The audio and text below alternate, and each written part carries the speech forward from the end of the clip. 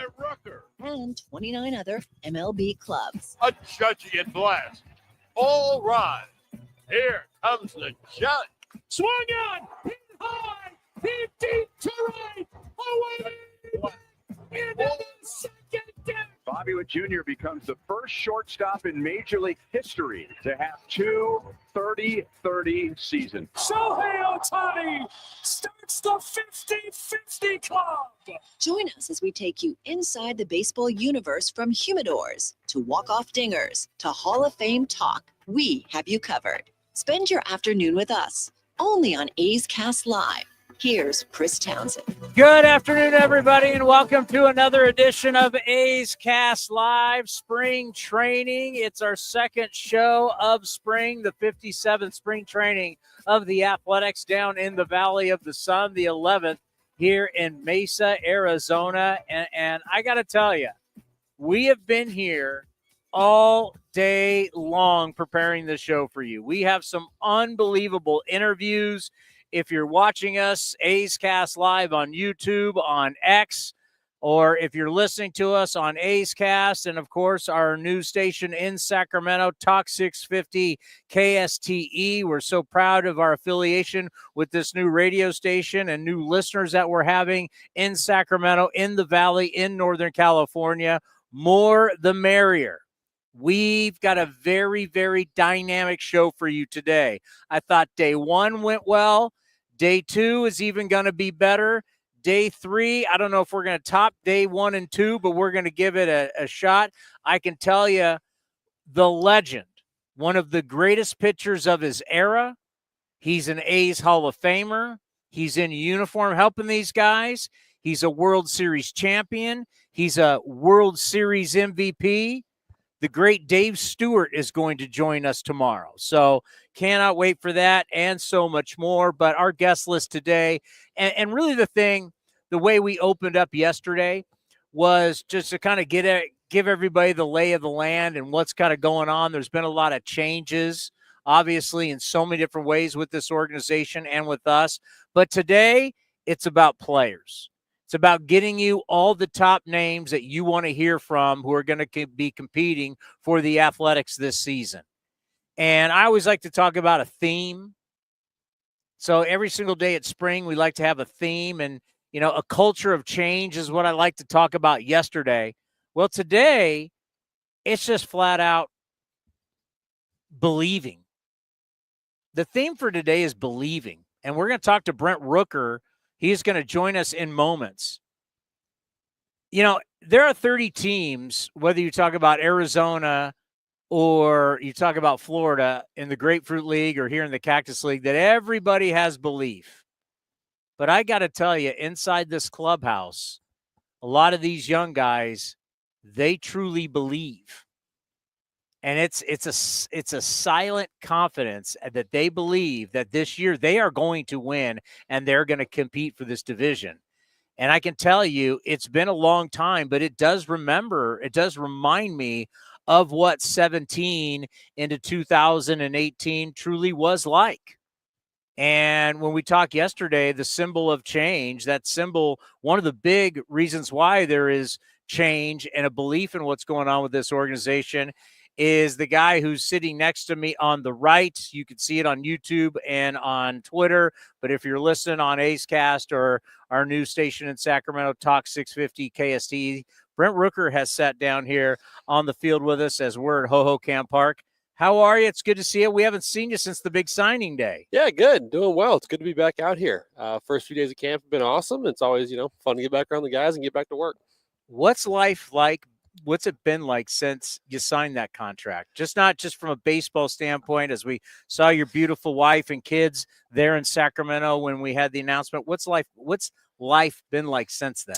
Man, it's been pretty normal. It's been good. It's been, a lot of just getting ready for the season. Obviously, we got that done early January, which is about the time that you kind of start planning, getting out here to spring training, finding housing and stuff like that. Getting the family ready to move out here in a little bit. So it's been good. It's been busy like always. Like I said, it's just good to be back. The old school Memphis Grizzlies corduroy hat. Yeah, it's a good one. It's a good one. I just noticed that. I'm like, oh, that is old school. Yeah, I like that. It's good. I like that.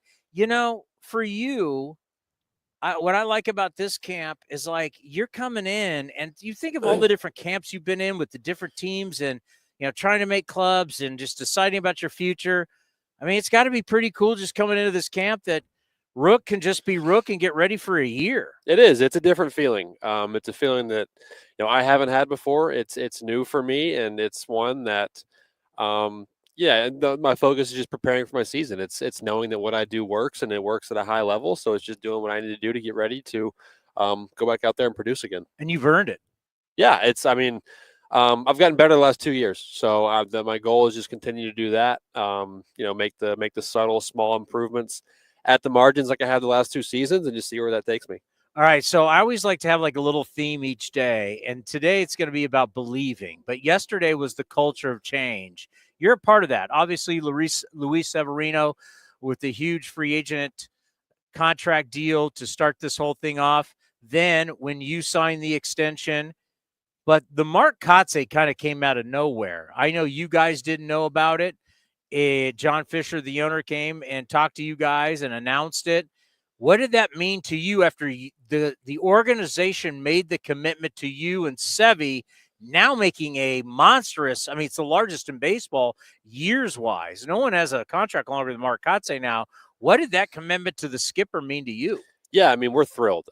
We love Kotz. He's the exact right person to lead us into this next phase in these next few years and take us where we want to go. We think that the confidence put into him by David and the rest of the front office just signifies that we really believe we believe in what we have as far as guys on the field, as well as coaching staff and as well as the people leading us. And that means a lot that we have from top to bottom, we all share a very similar belief and a similar confidence in the people that we have involved right now and that they're the right people to do what we're trying to do. In a very short time, how different is this organization from when you first got here to where we are right now? Very.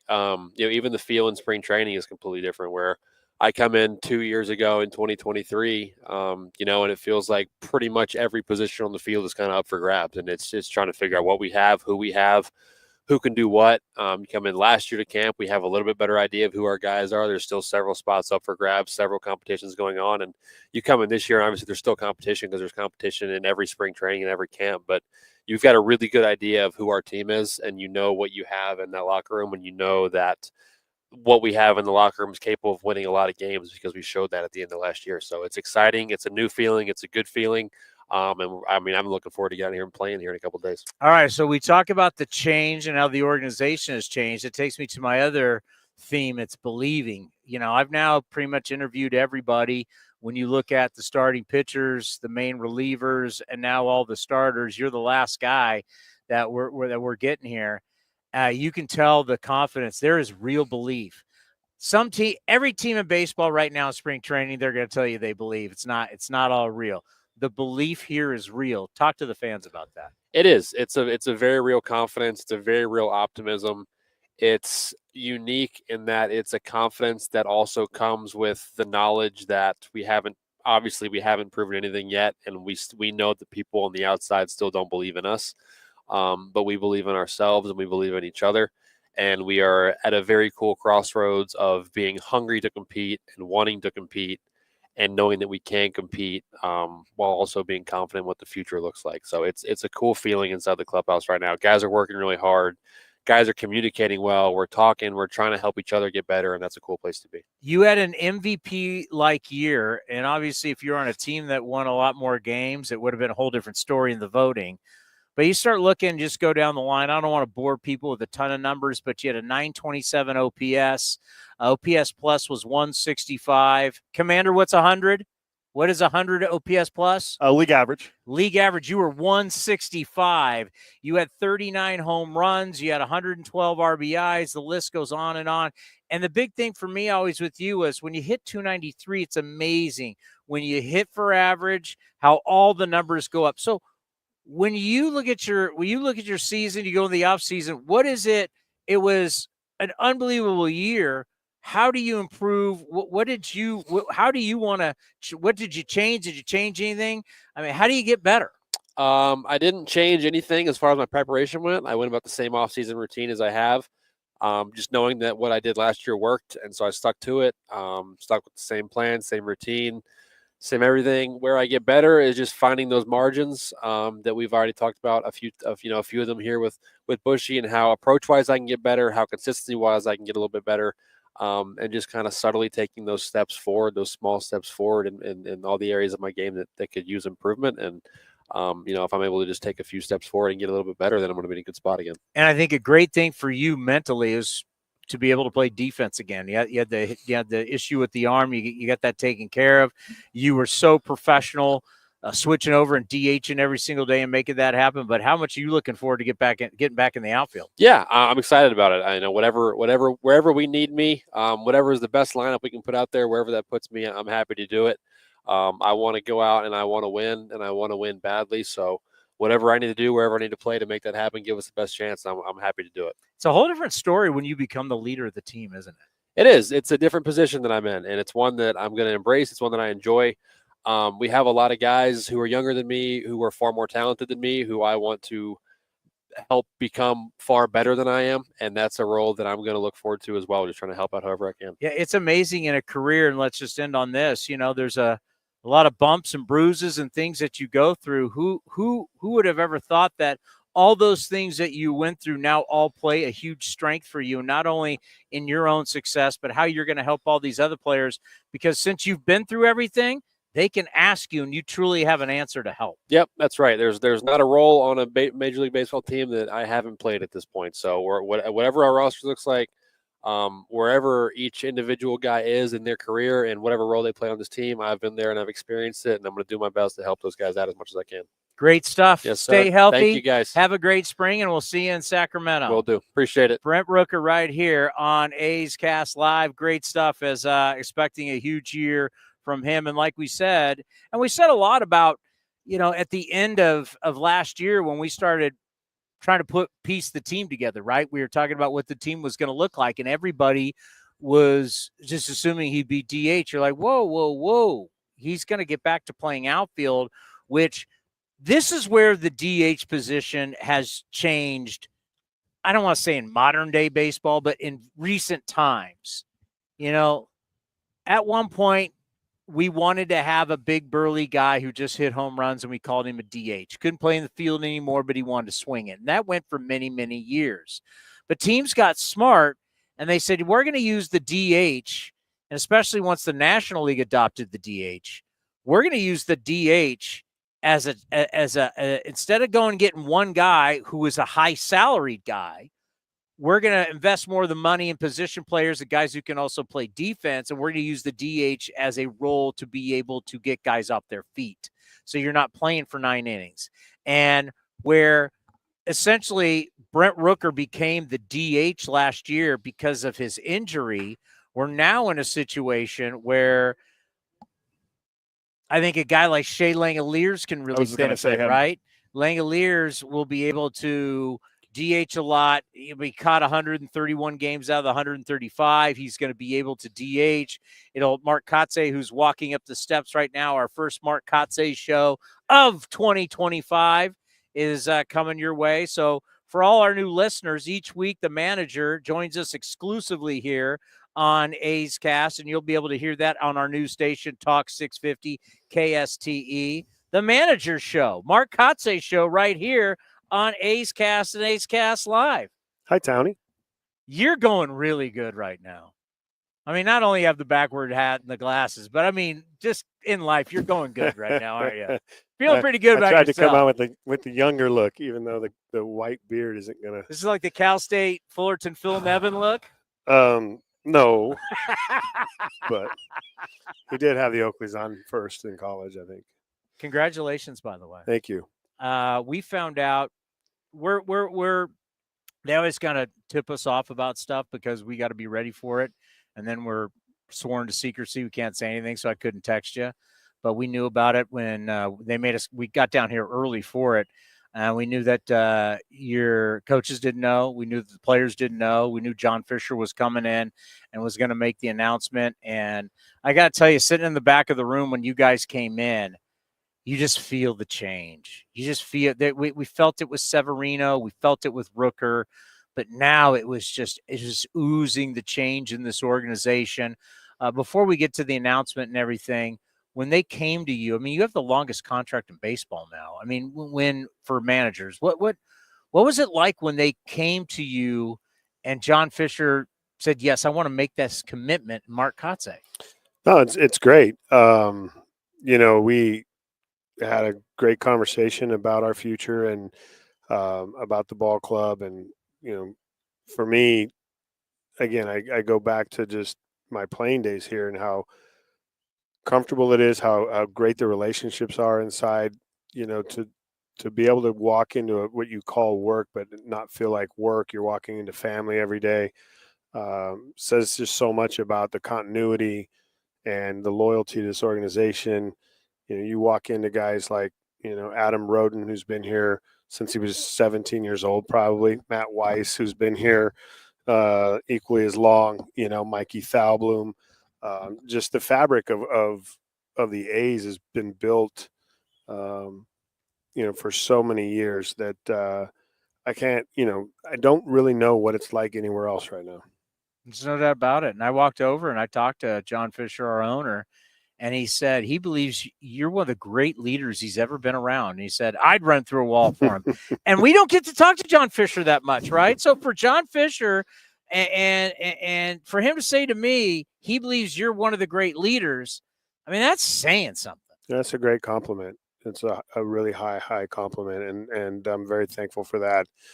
This group of guys, I get the privilege of leading them and watching them go about their, work every day and continuing to build these relationships with these players. And it's been fun, to have a guy like Brent Rooker here alongside for the ride through Sacramento and into Vegas.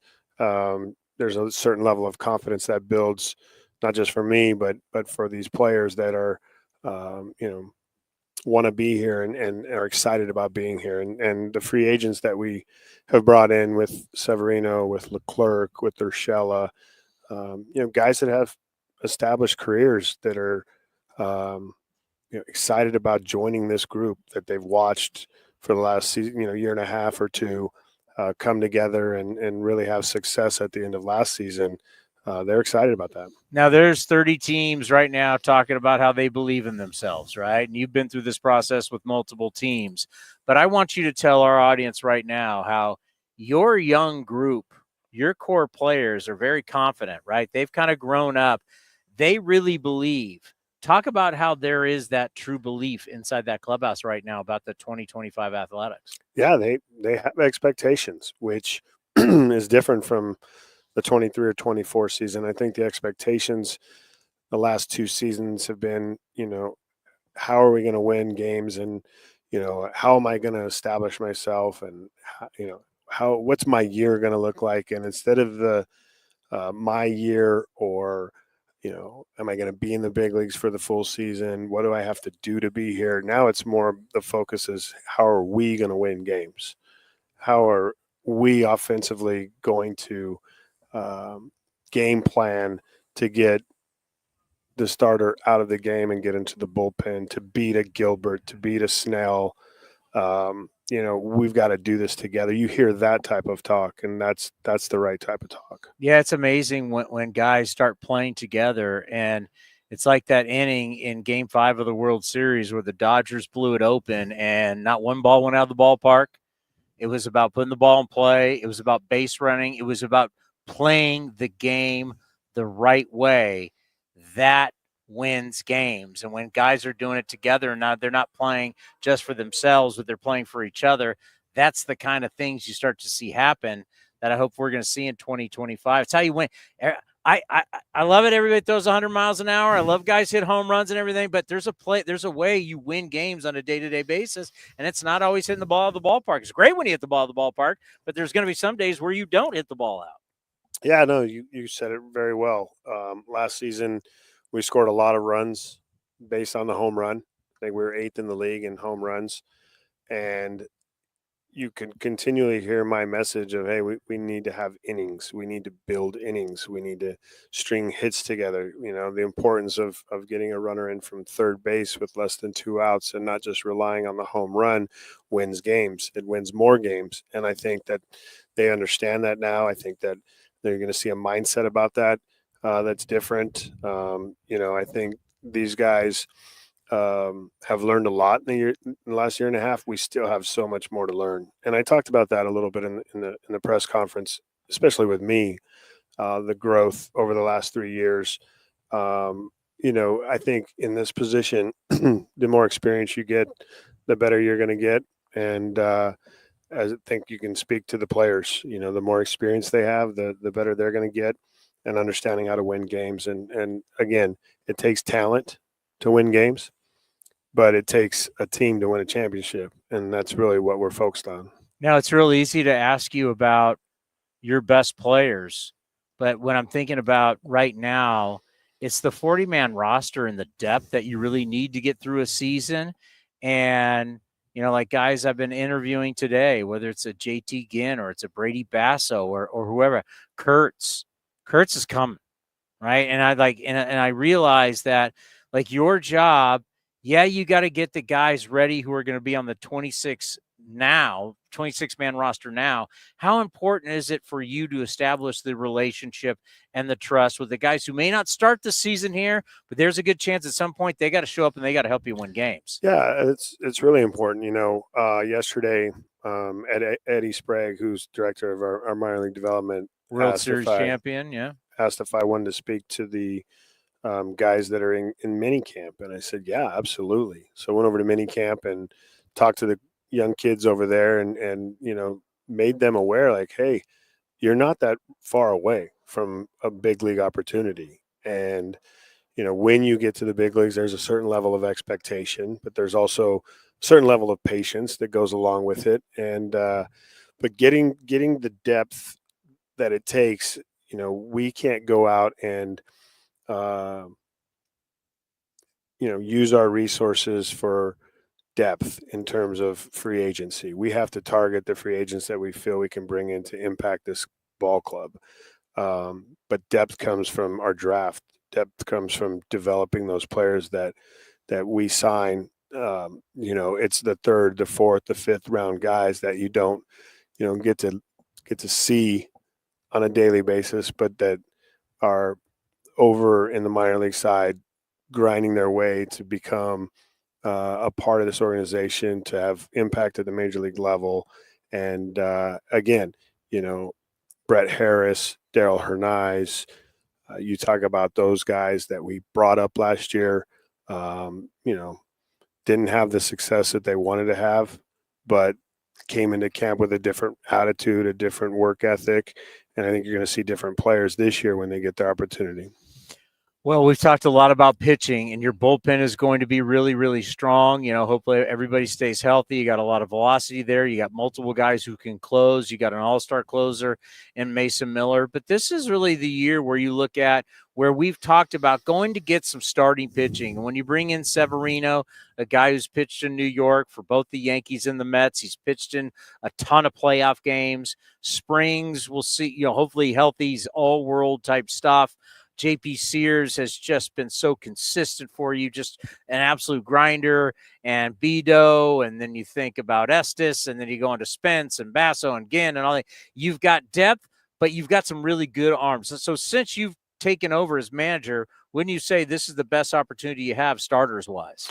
I think as a group of five, it definitely is the best group of five we're going to leave camp with. Knock on wood that everybody stays healthy. You know, there's still some competition here in camp for that last spot in the rotation or two. You know, I think, like you talked about, Severino, Springs, Sears, you can pencil those guys in for sure. I think Bido came off, you know, a limited amount of starts, but what we saw in those starts was pretty remarkable. His numbers were really good. The role that Estes provided in his starting games for us was great. He's a bulldog competitor. JT Ginn at the end of the year got a few starts. You love that last start, the Coliseum against the Rangers, right? So, you know, there's depth. There's some guys that these names you won't really know about, but the Perkins, the Barnett kid that we got from Kansas City in the trade. We roll 5 to kid that might see the bullpen. He's got to make it out of camp, but Murdoch is a big 6'8" right-hander that throws hard. So there's definitely more depth than we've started out with that has touched the big leagues and knows what it's like and knows what to expect. Man, when you ink up a long-term contract, that means you ink up our relationship for long term. You're going to be a lot of A's Cast Live in your future, my friend. I enjoy your show. I enjoy talking and sharing what we can with the fan base, and look forward to many more shows. Well, I just tell you what, it's been an honor, to play against you in college, to watch you then grow as a professional, an unbelievable 17-year career, and then watch you through the years with the A's and being on the staff and now being the leader. And then when John Fisher shows up and all of a sudden you got this long contract, we're sitting in the back. I'm just like, what am I watching, man? I've been around here a long time. I've never seen this, right? I mean, it's just the symbol of change is everywhere amongst us. And I'm proud that you're our leader, and I can't wait to see how this thing goes forward. It's going to be a lot of fun. It means I definitely got to get to that sponsor. Go to work, Towny. Do what you can, man. You're going to be around for a long time. I got to take care of it, but congratulations. Great stuff. Thanks for having us. We got more coming up next. What do we have? Where are we going next? I think Zack Gelof. Oh, hey, there's a guy that we're talking about a big turnaround year. The A's second baseman next right here on A's Cast Live. The time is now. Pitchers and catchers have officially reported to Arizona. Grab your sunglasses, A's gear, and get ready for some fun in the sun as the Athletics get ready for the 2025 season. Now's the time to make plans to catch us in Mesa, Arizona, starting on February 23rd, and enjoy the sunshine of your family and friends. Grab your tickets early for the best seats at the lowest prices as your green and gold take on the Giants, Padres, Dodgers, Angels, and more at Ho-Ho-Cam Stadium. Don't wait. Get your tickets at athletics.com/spring. That's athletics.com/spring.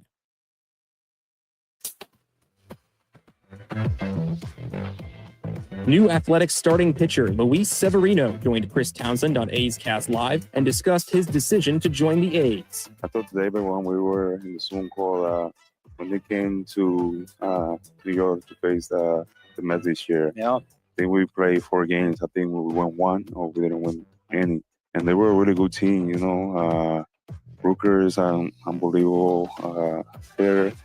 And I think they have a lot of young guys who can do the same. I think with a little help, this year we're going to surprise a lot of teams. You can watch the full interview at youtube.com/athletics or listen at athletics.com/AceCast.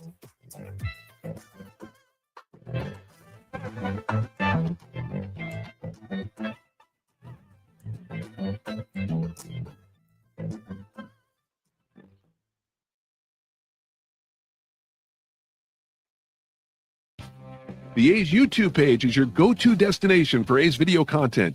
Get access to great highlights, exclusive behind-the-scenes content, classic games, A's Cast Live, and more. Visit youtube.com/athletics.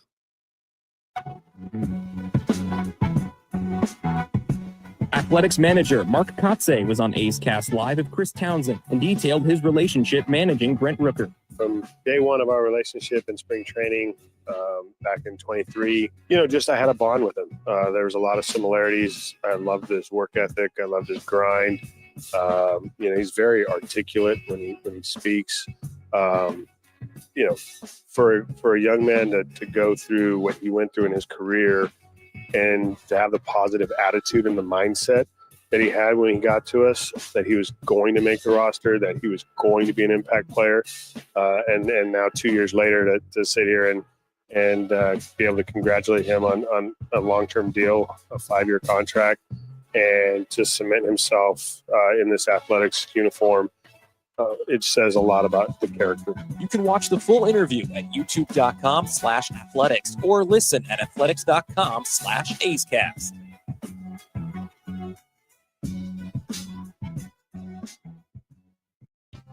The A's YouTube page is your go-to destination for A's video content. Get access to great highlights, exclusive behind. A's Cast Live continues from A's Spring Training. Here's Chris Townsend. Well, I mean, that's a pretty good start right there. Brent Rooker, who was one of the top players in Major League Baseball last year. Unbelievable season for the Athletics. Then you go to Mark Kotsay, 17-year big leaguer, great career. And then now the manager of the A's, has the longest contract of any manager in baseball.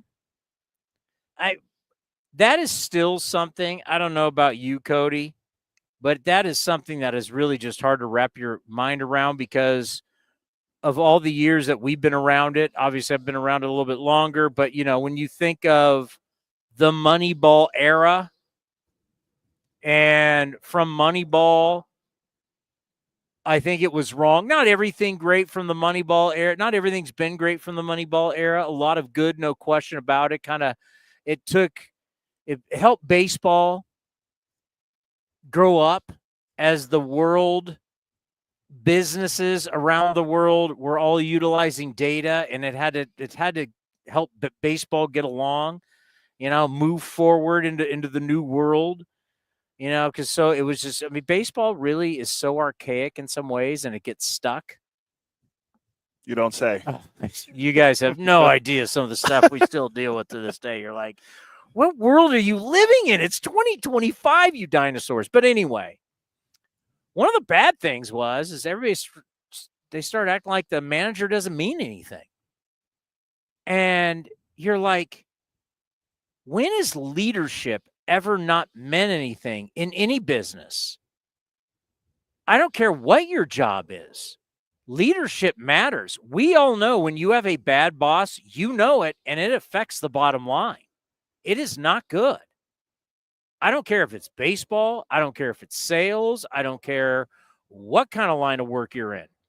If you've got a bad manager, you've got a bad boss, things aren't going to go well. And it's totally different for all the employees when you have a good boss.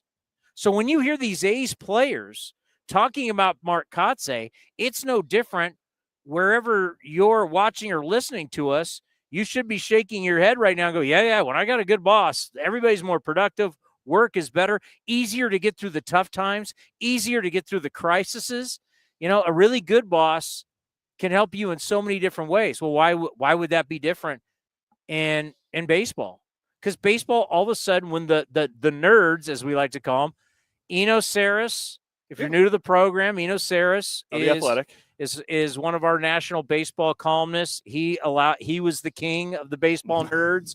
He allows us to use that. But yeah, the baseball nerds took over, and they've tried to make themselves more important than the guys on the field making the decisions. I think it's a hand-in-hand thing. Always will be. You need people in the background who are crunching certain things that are very, very important, and you need the people on the field who can coach it. But the leadership standpoint, I mean, my God, look at football. The minute things go bad, everybody starts looking at who? The head coach? The head coach, because the head coach, he is the guy that's the head guy. He's the head of the offensive coordinator. He's the head of the defensive coordinator. He's the head of all the coaches. He's the guy he's the guy that all the players are looking up to. Football understands how important that coach is.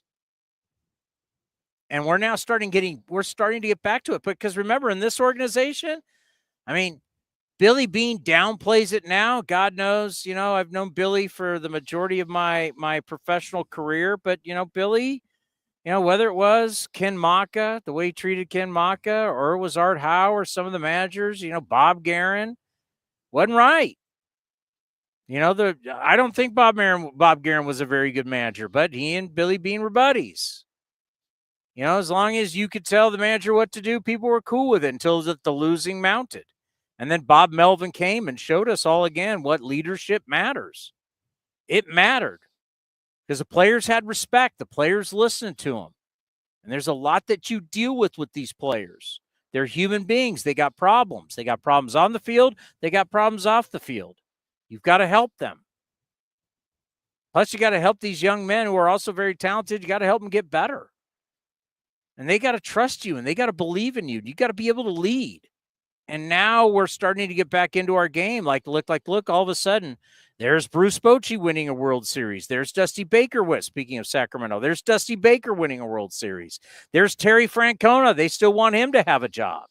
I mean, think of all the players that, or I should say, think of all the managers that are coming back who are the older guys. They tried to start bringing in all these younger guys because it was about the data. No, man, you got to have wisdom. You're dealing with human beings. You got to be a good leader. And we're lucky we have a guy that understands all of it. But there's one quality that Mark Kotsay brings that there's no question. He brings toughness, because Mark Kotsay is one tough SOB. So, yes, the players love him. Yes, he's a good communicator. Yes, they understand they can go to him. Yes, his coaches respect him. The owner told me, John Fisher told me, I told a little bit of the story yesterday, but after we got done with our show 2 days ago on Monday after the press conference, I went up, said hello to John, and I talked with John Fisher, and John Fisher told me, he said, I think he's going to be one of the great managers in baseball, and I think he's a great leader. And John Fisher said, I'd run through a wall for him. Well, when have we heard that? We had. That speaks volumes. And we're lucky to have Mark Kotsay. But the one thing I can guarantee you, I know you're going to get day in and day out of Mark Kotsay, toughness. He is one tough SOB. All right, enough about the manager. It's great that and of course, you're going to get the Mark Kotsay show every single week right here on A's Cast and A's Cast Live. We then will replay it on A's Cast, athletics.com/A's Cast. So on Talk 650 KSTE, you will hear it every single week, and we'll cut it up and play it probably in the pregame show. We'll play it on NBC, and we'll play it on the pregame show. But if you ever want to hear it in its entirety after we do it live, you go to athletics.com/A's Cast. Zack Gelof.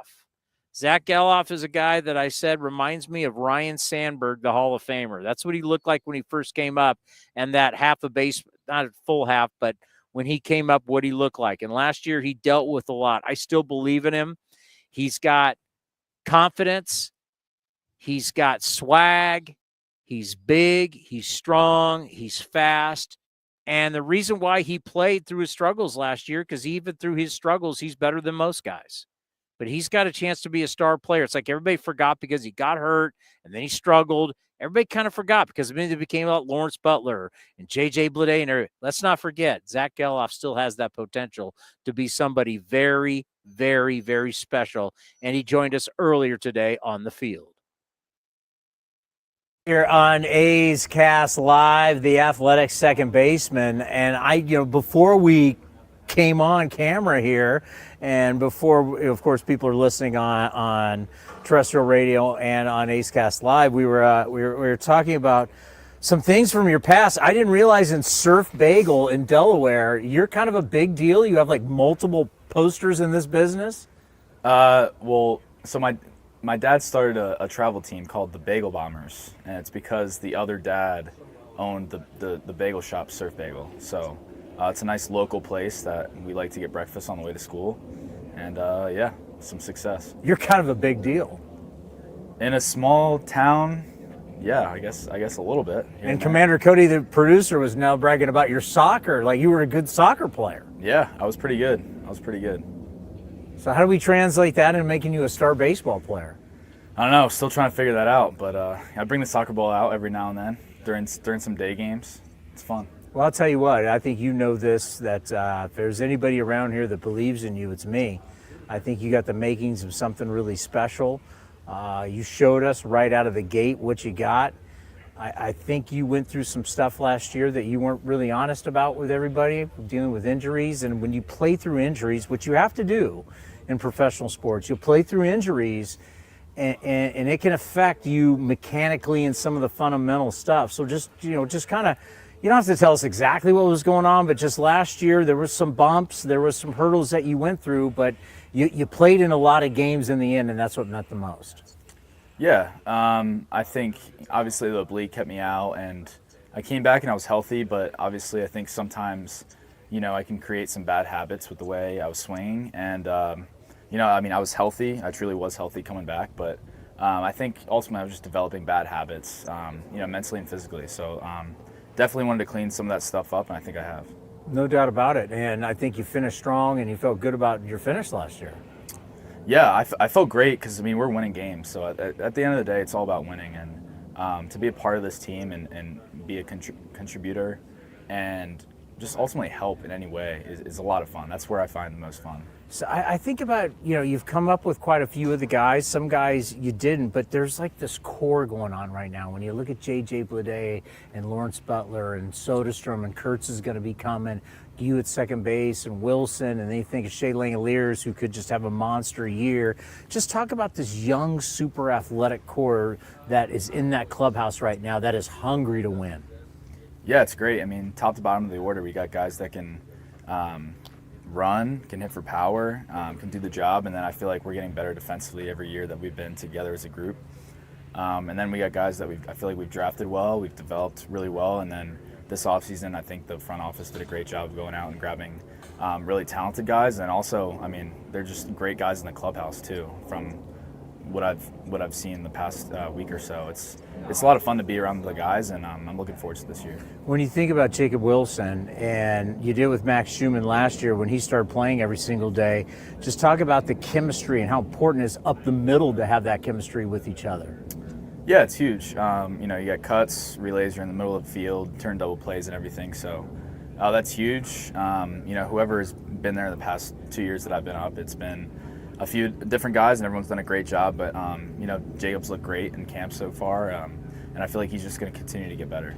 Leadership qualities still at a young age. You have those leadership qualities, and a lot of guys look up to you.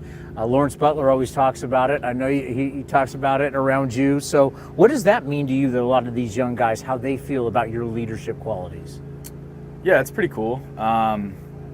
It's up to them to think what they want to think. I just focus on, I feel like, doing things the right way and continually trying to get better. And I feel like last year I kind of lost sight of that, and I think this year that's when I'm really just trying to stay in the moment. And results they're going to be what they're going to be. Yeah. But going out there and just do what I know I can do and have fun doing it.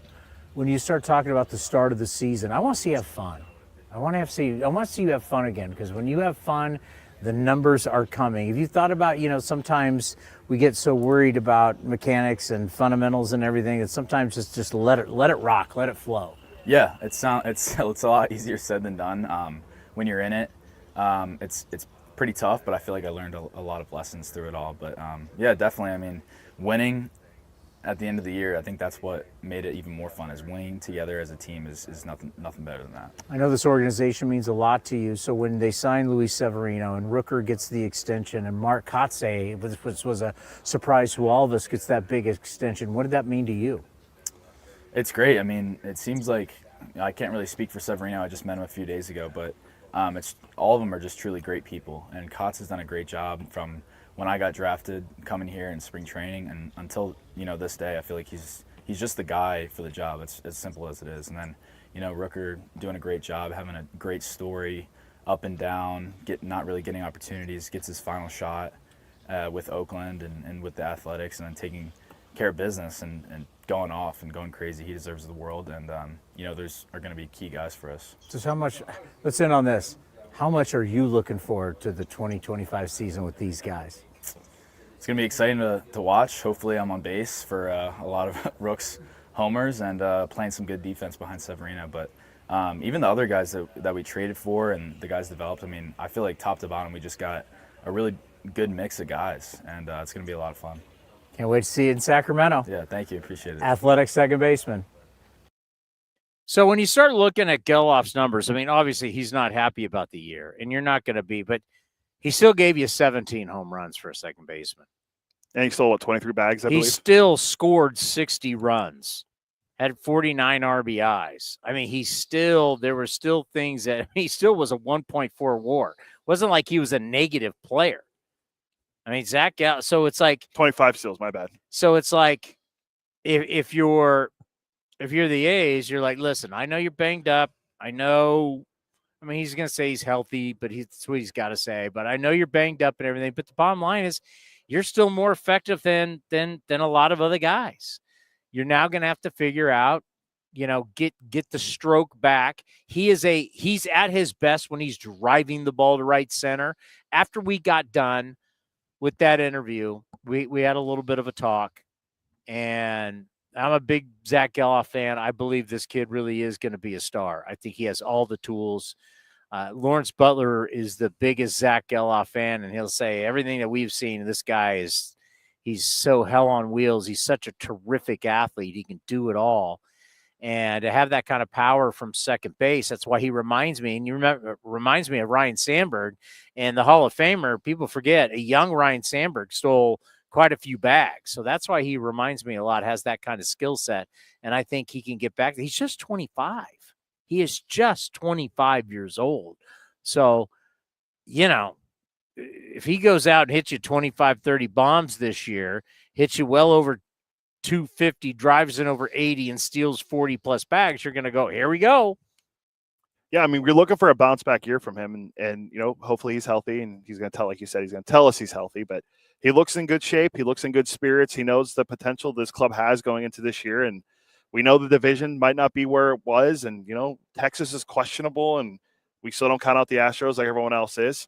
But I think if Gelof can rebound and have a kind of close to year what he had in the 69 games that he debuted as a rookie, I think the A's will be in store for many more wins this year than they had last year. I'm not asking for him to win a batting championship, right? I mean, if he's like a 270 or so hitter with a bunch of home runs and stolen bases and RBIs as a second baseman, he has the ability to be one of those rare second basemen who is a middle of the order bat. Yeah.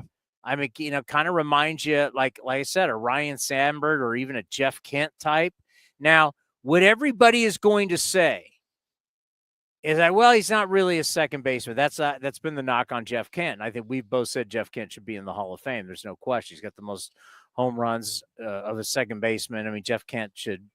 You think of all the RBIs, won an MVP. But the knock on Kent was, well, he's not really a second baseman. Well, he played 90-something% of all of his games at second base. So at some point, you have to admit he's a second baseman if he played over 90% of his. I mean, that argument is just lame. Now, Gelof, it might be there a little bit because Gelof was a third baseman, and then he had some arm issues. So all of a sudden, he moved over from third to second base. But that's going to be his position. If you play one position all the time, that's your position. Whether you want to accept him at Jose Altuve, if he plays out in left field, guess what? He's still a second baseman when he goes in the Hall of Fame. No, but he's a left fielder. Yeah. I don't want to. If he goes out and plays all his games in left field, you're now a left fielder. I don't understand. I will never understand whether you like the decision or not. I don't get it. If you play left field, you are a left fielder. So, if Brent Rooker played first base one game, is he considered a first baseman? No, but if you play 95% of the season at first base, you're the first baseman. Yeah. The one thing with Gelof, though, and no one wants to talk about it, and he knows it. I mean, most players know it, but he's got to cut down on the strikeouts. The strikeouts killed him. 188. It was the most in baseball last year. Or in the most in the American League. 188 strikeouts last year. Then again, Ellie De La Cruz strikes out a ton, and he's an all-world player. But that's what you saw last year is not acceptable for him. All right, who do we got next? JP Sears. How long is Sears? 7.5 minutes. We have enough time. All right, JP Sears. It's happy birthday, JP Sears. He has been essentially the rock for the Athletics. I mean, a lot of people need to understand that in baseball, there's not a lot of people who start 30-plus times a year. It just doesn't happen a lot anymore in baseball. It is sad. It used to be the norm for the best pitchers, but the fact that JP Sears for the back-to-back years, 32 starts, it's saying a lot. He's gone 32 starts in 2 straight years. That's consistency. And to have 64 starts in 2 years, that's one of the tops in baseball. And he's been so good for Mark Kotsay. It's his birthday. Here's the lefty on A's Cast Live.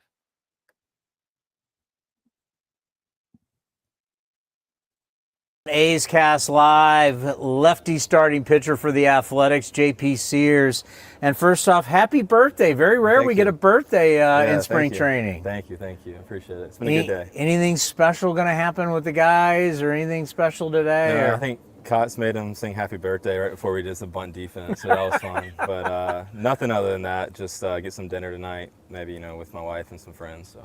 It's been a lot of fun to watch your growth, because I remember the first time we saw JP pitch was when you pitched against the Athletics as a Yankee. Yeah, that's right. And then you came over, and to watch you go through it all, because you learn so much. When you take the ball 30 times a year, you learn a lot. You've got your really good outings, you've got your really rough outings, you have the outings in between. Just talk about what it's been like to be a guy who just takes the ball year in and year out, because you become that guy, the guy that's consistent. Yeah, thank you. I think that's one of the main things you try and do as a starting pitcher is your availability, and it kind of comes with having a good routine and sticking with the routine and kind of learning what works for you and what doesn't work for you. So I've been proud of being able to do that the past couple of years, and looking to do that again this year. But obviously there's always things we want to get better at, and ways I feel like I can help this team out a lot more than I have in the past. And so I've done a pretty good job, I feel like, of getting a lot of quantity, a lot of innings the last couple of years, but I just want to sharpen up those outings that you're talking about. The rough ones are the ones that kind of can go either way. Those are really big season definers there, and team definers. So that's going to be my goal this year, is just try and make those okay or bad outings better than they were in the past. Well, and the reason why I bring those up, and I'm not wanting to harp on them, is like you look at guys who are Hall of Famers. It's just when you pitch a lot, there's a lot of things that are going to go through. You got to learn how to deal with them all, and you've really done a good job dealing with that. One of my favorite things to talk about with you is how we live in this world where everybody's throw less. You throw year round, right? You're holding you don't really take that much time off. Did you do that again this offseason? Yeah, I did. Just like going back to what I said, learning what works for you. And I feel like it was right around the time of COVID time where I wasn't playing that year, and I think I took some time off the year before, and really just hated how I felt the first month or two of the off season of kind of getting back in the swing of things. So I've kind of learned just to take that first month of like a really, really low workload month, whether, for throwing and working out, where I feel like a lot of guys are taking that month of completely October. off. Yeah. And just, I think most guys stick with the, weight training and stuff, but a lot of guys will take off from throwing. And I don't throw that much. Just like I said, I feel as like my shoulder feels better in November and December from it. And I just feel a little bit more, a little bit ready for spring training, just staying with that schedule. Now, who are you tracking down to play catch with in November and December? There's I have some good friends back home in Charleston that kind of own similar routine as I. But yeah, at times it can be a little tough. But you gotta find somebody to throw with. There's definitely been some days with a net, throwing with a net. Yeah. Or, just taking my dog and my wife going out and just throwing against the net. But it's whatever works, man. I'm not looking to change too much other than, like I said, just get a little bit better in certain areas. Tell guys, I'll take you golf in 18 holes, but after we're going to play some long toss. Yeah, that's a good deal. I would make that deal any day for sure. What? Just talk us through how it's just different now coming in here. You're a veteran guy now. You're no doubt one of the leaders, especially from the pitching standpoint of this franchise. Just what that's like for you in your career. Yeah, I mean, obviously it's each year you kind of feel like you adapt to your role, and we still got some, some guys that I would call more veterans than I that are going to be the leaders of our staff. But like I said, I have a role here, and it's kind of changing every year, and I'm looking to hopefully just continue to be that consistent arm to lean on, and just try and keep getting better, and like I said, learn from Springs and Sevy and all these other guys that we've added, and just continue to work with the guys that I've been working with the past couple of years here. And we all have the same goal of just trying to find a way to get better every day and find a way to help the team out. And obviously, just in this first spring training and that first month of the season, feeling like that we're in a good spot. So I'm excited about whatever my role will be and the opportunity that it presents. Obviously, this is a business, and you're going to, as you turn 29 today, and as you get older in your service time, there's going to start to be questions about your future. What it mean to you? As you mentioned, Luis Severino comes here, a big free agent contract. Brent Rooker gets the extension. Your manager just got. Mark Kotsay has the longest deal now in baseball as a manager. What did those deals mean to you and potentially for your future of you wanting to be here long term? Yeah. I mean, I've loved it here since I got here in 2022, and I think the main thing that Kots always speaks about, and I do too, is that just being where your feet are and really just diving into the people around you. I think that those guys have done a good job of that in their respective areas. Kotsay has done a great job of leading us the past couple of years, and Brent, went from making the last roster spot in 23 to, having an extension. And obviously we've seen Sevy's career, from afar. And I think for me, all I can really do is focus on what I can do this year, and that'll help me out for the future. But, like I said, just try and improve those couple outings and just kind of continue to try and take the ball every time I get a chance to. And then the stuff in front of me will, play itself out. But yeah, there's definitely no place I'd rather be this year, and no team I'd rather be on here in the Cactus League with the A's. Let's end on this. Obviously, the surroundings are going to be different. Pitching going from the Ultimate Pitchers Park to an unknown. We believe it's going to play really fair. So this offseason, did you look into the data, and what were the things that you worked on this offseason? Yeah, I wouldn't say that most of us pitchers really have to worry too much about the venue.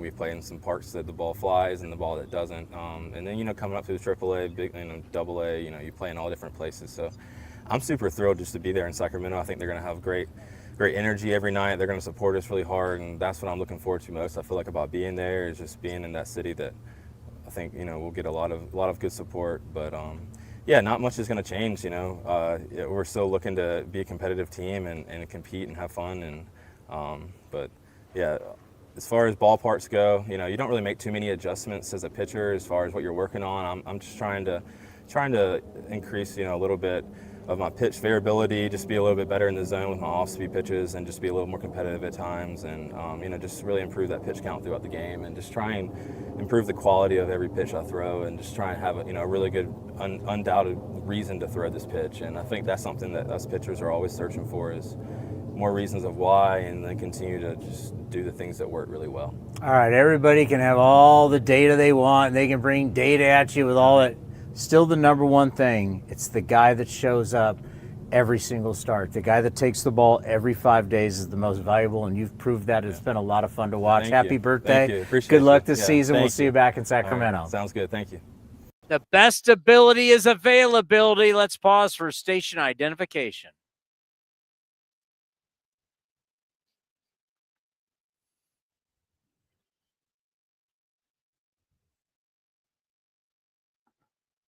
Coming up next, you want smoke? You want 100+ miles an hour? The All-Star Closer right here on A's Cast Live. Looking to stay up to date on all things A's? Head over to athletics.com/A'sCast. That's athletics.com/A'sCast to listen to A's baseball in full 24/7 coverage of the A's, only on A's Cast. With a single click, you can stream great shows, live pre- and post-game coverage, and of course, all the great action of the A's this season. Head to athletics.com/AceCast today.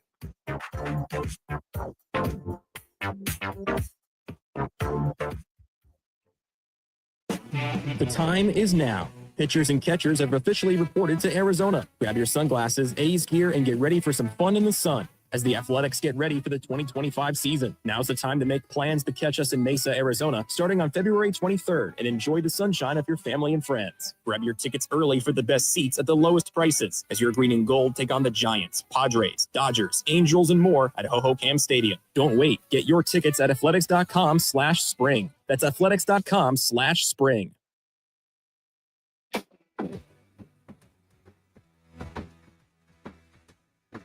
Athletics outfielder Brent Rooker joined Chris Townsend on A's Cast Live to reflect on his role as a leader in the A's clubhouse. Yeah, 2023, I was not there. We still had some older veteran guys who kind of filled that role. And I was really I had some success, but I was really still trying to find myself and who I was as a player and as a presence in the clubhouse. And I think throughout this past season in 2024, as I continued to have success and I was able to help guys and speak to guys and try to teach guys kind of from what I've learned and what I've experienced, that I kind of gradually grew into that role. And I think I'm looking forward to, maybe taking a step forward or being even more that guy this year, just because I have another year under my belt, I have another full season of experiences to draw from and to learn from. And I think, like I said, filling that role is something I do enjoy doing. I like being a guy that the young guys can come talk to and ask questions and ask for advice. And whether it's about hitting stuff, whether it's about just just performing or being or even off the field stuff, whatever it is. It's a role I enjoy filling, and I'm looking forward to be able to do it even more this year. You can watch the full interview at youtube.com/athletics or listen at athletics.com/AceCast. Single game tickets are now on sale for the 2025 season. Secure your seats today for opening week against the Chicago Cubs and lots of exciting giveaways, including an A's basketball jersey, a straw hat, and 3 bobbleheads. You'll be nodding yes to our Brent Rooker, Mason Miller, and Lawrence Butler bobbleheads in June and July. More hot ticket homestands as your green and gold take on the Giants, Padres, Yankees, and Mets. Get your tickets at athletics.com/tickets. That's athletics.com/tickets. The A's YouTube page is your go-to destination for A's video content.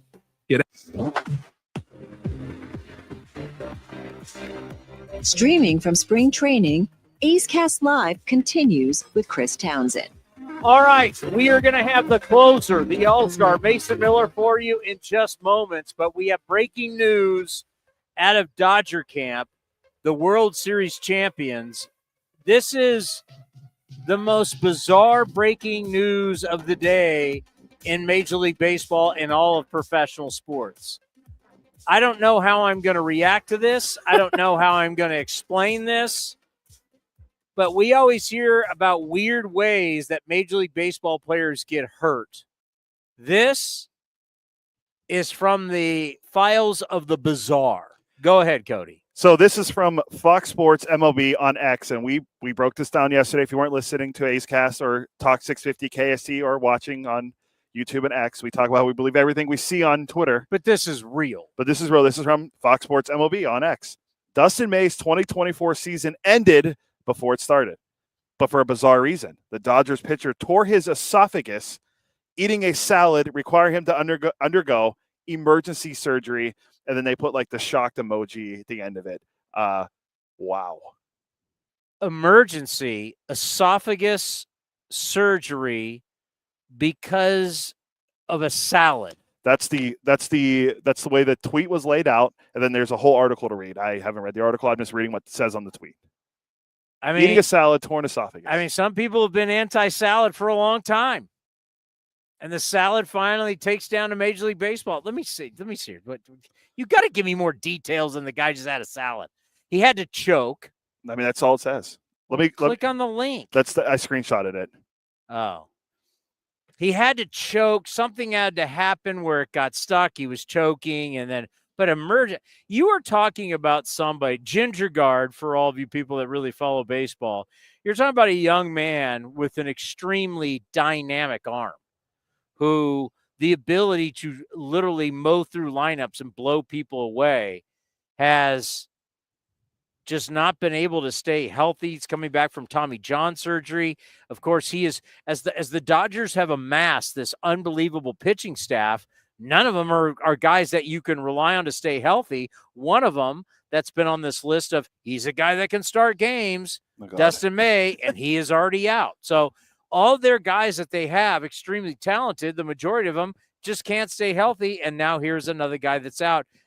Any more explanation on the killer salad in Dustin May? Well, so this is last year that this happened. He missed all this because he missed all of last year. But here's a quote from, I clicked on the article on Fox Sports. Wait a minute.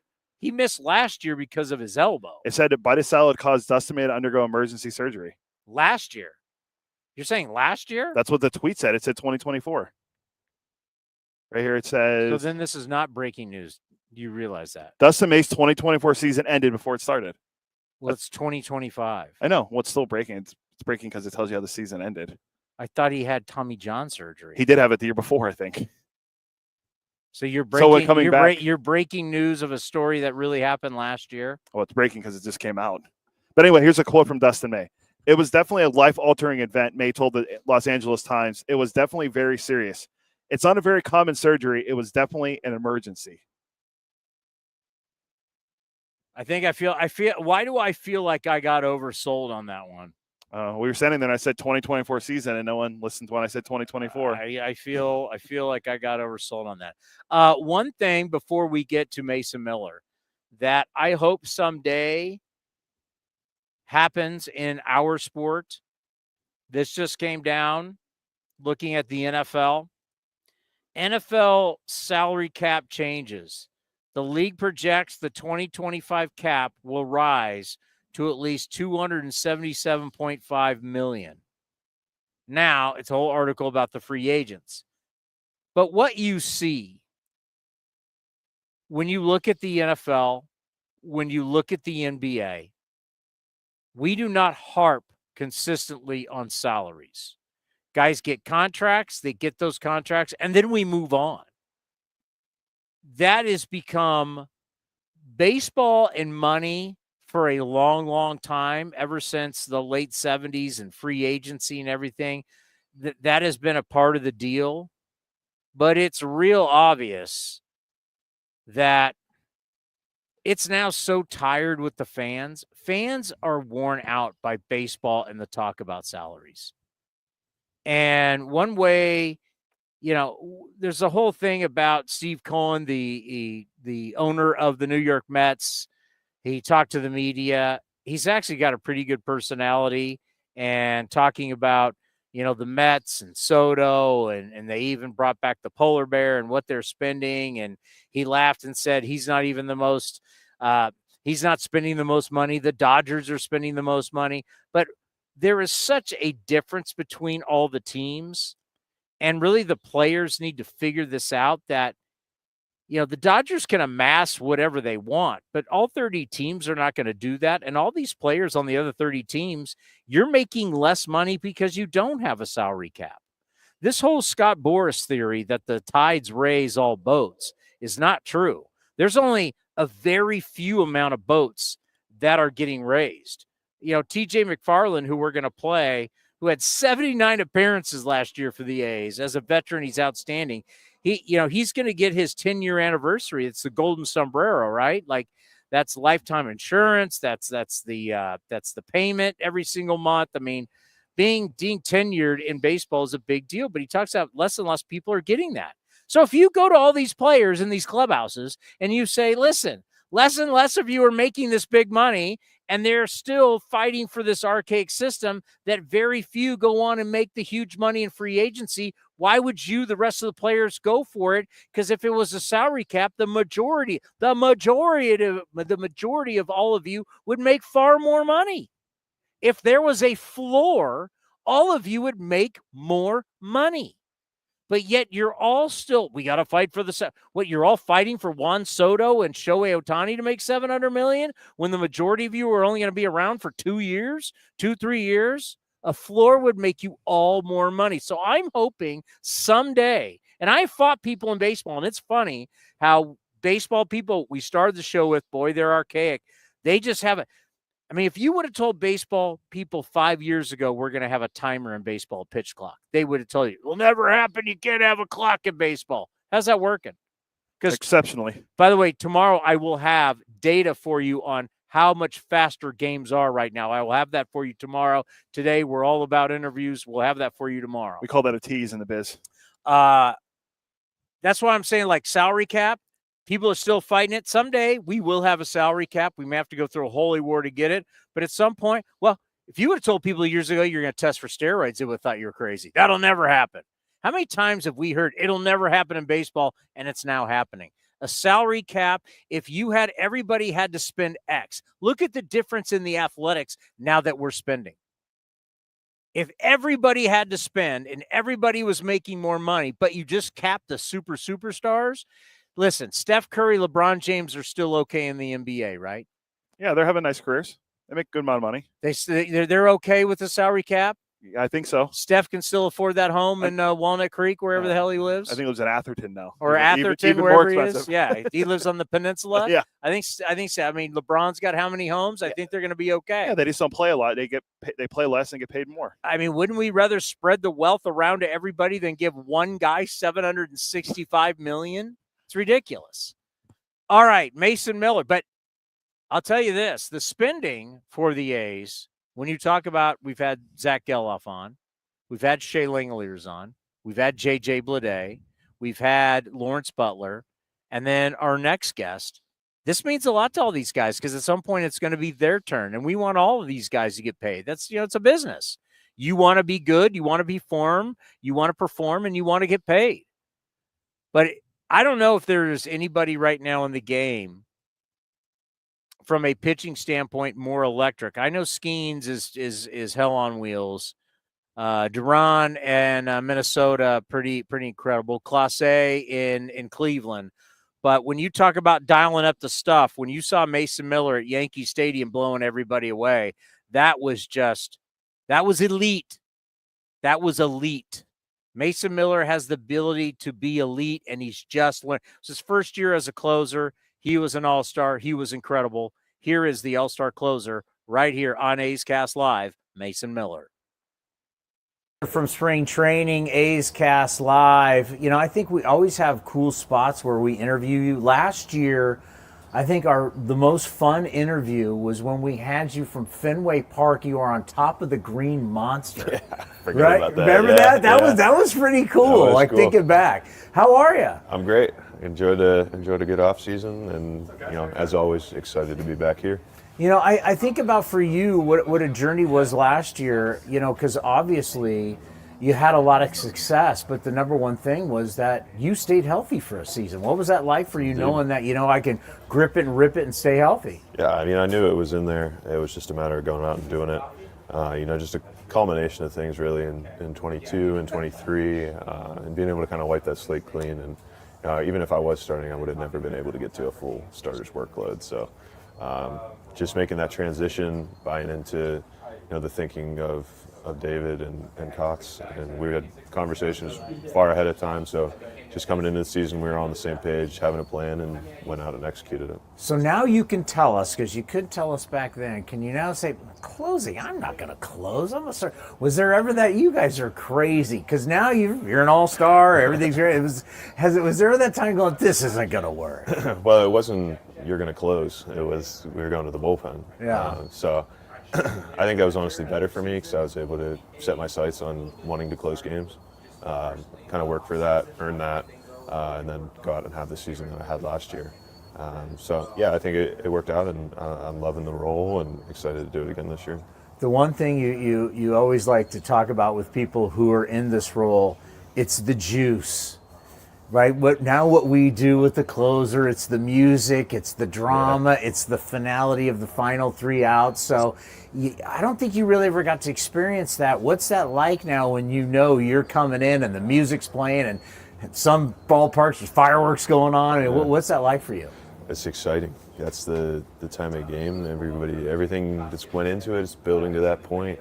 And usually when I'm in there, it's an opportunity for us to win. Yeah. So just pitching with that energy, pitching with that mentality that I just got to get 3 outs. It doesn't have to be pretty. I want it to be pretty, but it doesn't have to be. It's just just get 3 outs, hold the lead, get the guys in the locker room, and celebrate a win. So I love it, and I feel like I just embrace it and take the role for what it is. Mason Miller with us here on A's Cast Live. Take us back to New York. You're going up against the Yankees. You're in there. We know the names that you're going up against. Your adrenaline, you could just tell. The adrenaline was pumping. We saw the radar gun. Did you reflect on that moment at all this past offseason? Like, wow, that was incredible. Yeah, I mean, it's a long season. So I feel like I've reflected on that moment. And then we had the All-Star game, and I reflected on that moment. And we had a lot of other, cool outings and cool places, new cities, new ballparks. So really last year was a complete whirlwind, I think.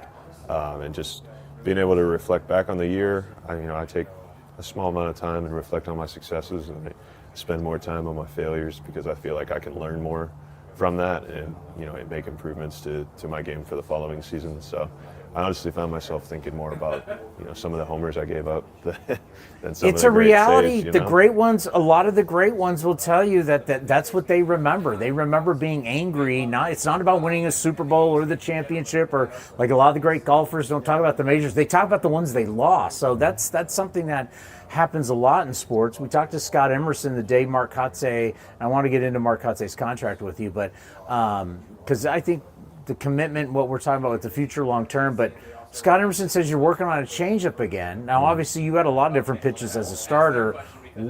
Circle change, kind of take us through pitch development, what you've been working on and you're bringing into this year. Yeah, really, it's the same as I was throwing when I was a starter, just kind of refining it a little bit more and focusing on how I'm getting the ball to spin and how it's coming off. I'm not a guy that really turns it over. I'm not like a Devin Williams, obviously. Yeah. That can get the ball to Well, like spin, throwing a football. to get right? the ball to spin like that. So for me, it's just orienting it similar to a sinker and letting the seams work the ball down away from a lefty into a righty. But I think it's a weapon that maybe I don't necessarily use much, but I plan to use it more than I think 5% of the time like I did last year. How important is it to just showcase something so they know you got it? I think you got to get it to 10% before they even start thinking about it. And even at that point, if guys got 3 really good pitches and the game's on the line, you almost are eliminating one just to give yourself a better chance, I think. I could be wrong. I don't hit, so I don't know their approach entirely, but I feel like if I really want them to be thinking about the changeup, I got to throw it, 3 times as much as I did at the end of last year. So we'll see. I just want to have something in my back pocket that, given the switch to Sacramento, maybe I want guys a little bit more out in front than timing up a heater or sitting on a slider, just something else to keep them off balance and make sure that I keep my numbers where I want them to be. Let's end on this. For this young core, and like Shea Langoliers was just down here, and you start thinking about Gelof and Blade and Law and yourself and this young core that's kind of come together. You want to know there's a future here, right? You want to know because you guys are A's, and you've come through the system, and it means a lot to you, and these coaches mean a lot to you. Well, when you found out, when the owner comes in, John Fisher, and tells you guys that Mark Kotsay has not only signed an extension, it's the longest contract of any manager in baseball. What did that mean to you guys? I mean, we're just ecstatic for Kotz because, he deserves it. And not only does he deserve it, he wants it. He wants nothing more than he's said it for several years through the struggles, through the transition, continued transition, just that he wants to see it through. He's a loyal guy. He's a man of integrity. And I'm always extremely lucky to have him as the skip, and I think a lot of guys feel that way. He just brings so much to this group, from his playing career and everything that he's learning continually each day. So we just love playing for him. I'll tell you what, really excited about year 2 of your journey and watching you continue to do what you do, and it's so happy for you that you're healthy and you're happy and life is really good. So appreciate it, Tony. Keep doing it. We'll talk to you throughout the season. Sounds good. Yeah, he's happy, right? Like, he wanted to be a starter, and there was still talk even last year. Well, when he's healthy, he's going to want to be a starter. Now he's fully embraced the role of a closer, and he's one of the best in the business. And by the way, all these guys are really good guys. But I'm just going to say this about Mason Miller. He's good people. He's really a nice man. And as my late father would say, this kid was raised right. He's really good people, and he's to have him in the organization is special. By the way, the spring training hats, this is part of the I feel bad that if you're listening on A's Cast or Talk 650 KSTE, you will not see this. We will tweet them out at AthleticsCast24, but these spring training hats, there's a black version, there's a white version, Cactus League, Mesa, Arizona. These spring training hats that the A's have, they are awesome. So Joe Pun, who runs the ballpark here, the director of spring training business operations at Hohokam, one hat is a chrome crown, gold accents, and exclusive 2025 side patch, which is the one Chris is holding. This represents a day game with light and sun shining down on the green grass bill. The other displays like it's playing under the lights in the desert. Black crown shows the night sky, while the A's logo is white to represent the moon. These are only available at Hohokam's team shop. These caps will be extremely limited and released in specific quantities at every home game this season. First game is on Sunday. So make sure you get into the team store here at Hohokam to get these. Which one did you say you like better? The white one. You like this one? Yeah. I'm not a big white hat guy, but I do like that one. They're beautiful. Yeah. I mean, they're limited. So get down here, for God's sakes. Joey Estes came over a long time ago in the Matt Olson trade, right? He was Matt Olson, right? Yes. Because that was Pache, Langoliers, Olson, and there was somebody. It was a fourth guy. That was a long time ago. Was it Salinas? Or was he in the other trade? Robert. Yeah. I don't remember. There's nothing. Is it Roy? It's been a long time. Yeah, it was Olson for Estes, Pache, Langoliers, and Ryan Cusick, who's on the 40. He's on the 40-man roster. Saw Cusick today. By the way, I'm going to play a little trivia game. Joey Estes, we're going to play in just a second. Joey Estes, how old do you think he is? 22. He's 23 now. How many games do you think he started last year? 26. 24. He started 24 games at 22 years old. That's big, folks. This kid's got ace written all over him. Our next guest, he may not be the ace now. And I don't throw away. Not every team has an ace. Most pitchers aren't an ace. There are very few. You know what? We'll have an ace tomorrow on Dave Stewart. Dave Stewart was an ace. Won 20 games 4 straight years. He's a World Series MVP. That's an ace. Joey Estes has the makeup. Just going to be 23 years old. He's already started 26 games in his career. Had 24 last year. He's got the makings because it's just not your stuff. It's your bravado. It's who you are. Do you want to be a big game pitcher? Joey Estes has it. He's going to play a big part in 2025. Here he is on Ace Cast Live. Yeah, I'm excited. I remember last year when we were talking about things that you're working on and whether you'd make the big club. Now you're going to be in the starting rotation. What was the mindset like for you this offseason and heading here to spring training? Yeah, it was just one of those things. Just stick to the process, control what I can control, and just go into my off season with confidence and just work on my pitches, just try to master them and to my best of ability of within the time that we have, and just kind of come here and be ready just to compete. It was fascinating last year at this time, talking about the different pitches you were working on. Mm-hmm. I remember when we were talking about your slider, we were talking about your sweeper, but you couldn't throw your sweeper as much because of an injury. Like, so where are we now with your pitches and pitch design this offseason? Fully healthy, working on everything? Yeah, no, everything. This was a great offseason, probably one of my best ones. I got my sweeper, my slider. I was working on my changeup a lot this offseason. That's really what I focused on, my changeup. Got a whole new grip for that. But my pitches are pretty much solidified. I mean, I'm always growing and making my pitches better, but as of right now, my arsenal is pretty set.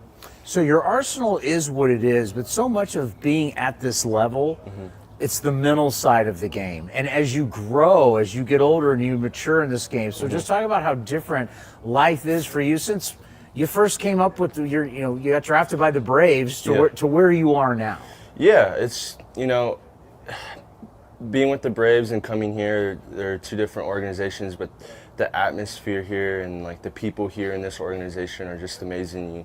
You learn a lot. Not saying you don't with the Braves, but it's just the people here it's different here, and that alone you learn a lot. And just the mental side of things, coming into here, just being confident in what I do. I've been there.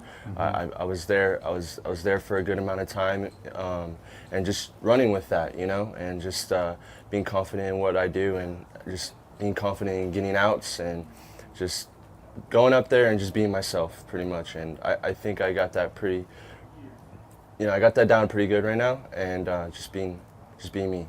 Yeah, I remember last year the Maddox, and people were like, have you heard of Greg Maddox? I'm like, I was in the Braves organization. I've heard of Greg Maddox. Yeah, I've heard of the guy. Yeah. When you start thinking about where this team is, talk about the confidence inside the clubhouse, especially with the pitchers and the rotation going forward this year. Yeah, I mean, this doesn't really get much better than this from where I've been.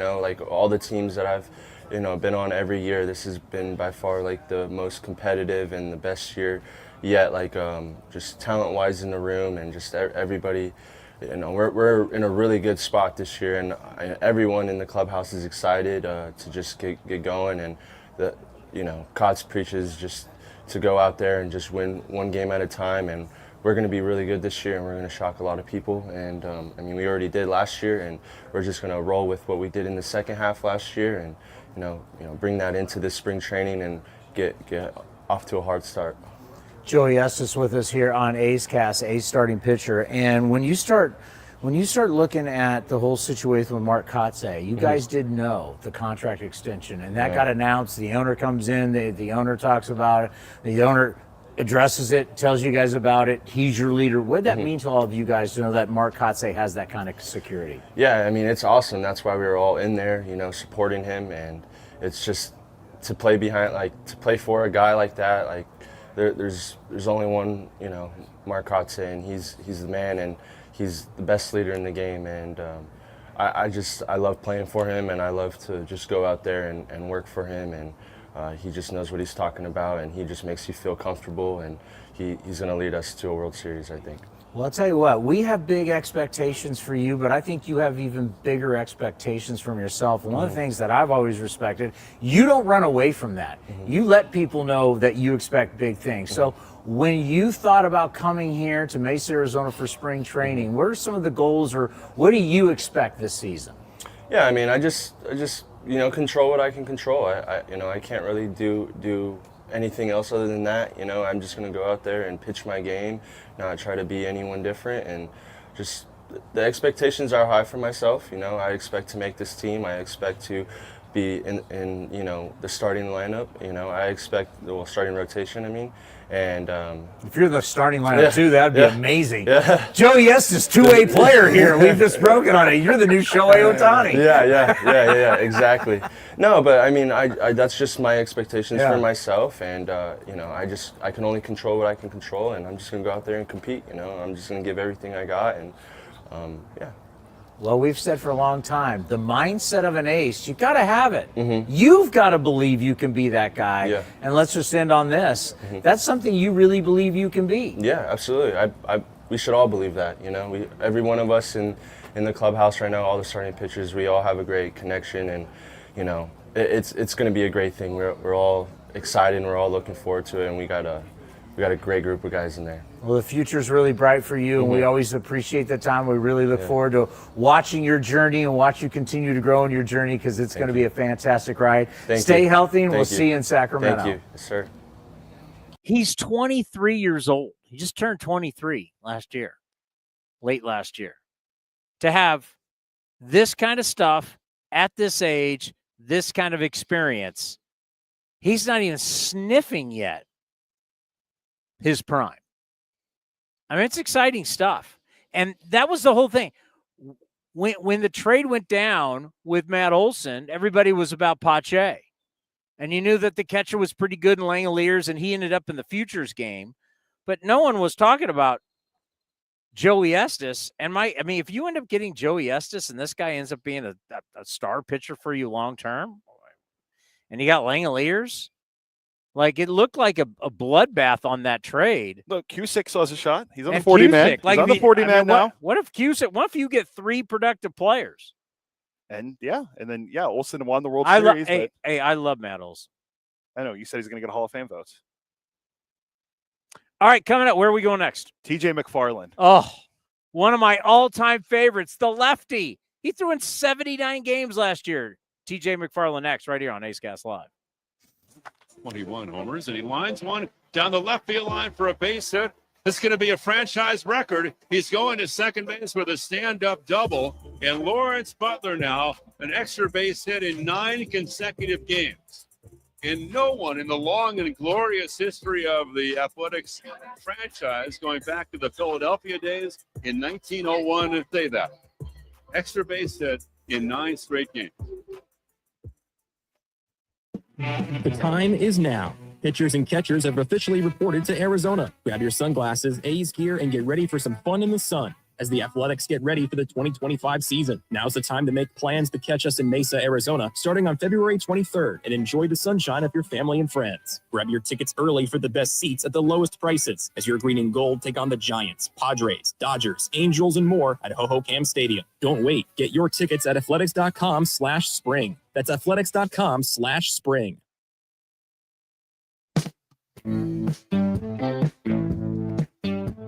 Athletics DH Brent Rooker joined Towny on A's Cast Live during his extension press conference to discuss becoming the face of the franchise. It's been a wild ride. It's crazy. Yeah, it's happened quick. In a sense, it feels like for me, in a sense, it's kind of taken a long time, obviously, because it took a little bit later into my career for things like this to start to develop. But it's been crazy. It's been fun. I owe a ton to this organization, the people in it, for giving me the opportunity that I was looking for a while, and I'm grateful I was able to take advantage of it and get to this point. You can watch the full interview at youtube.com/athletics or listen at athletics.com/AceCast.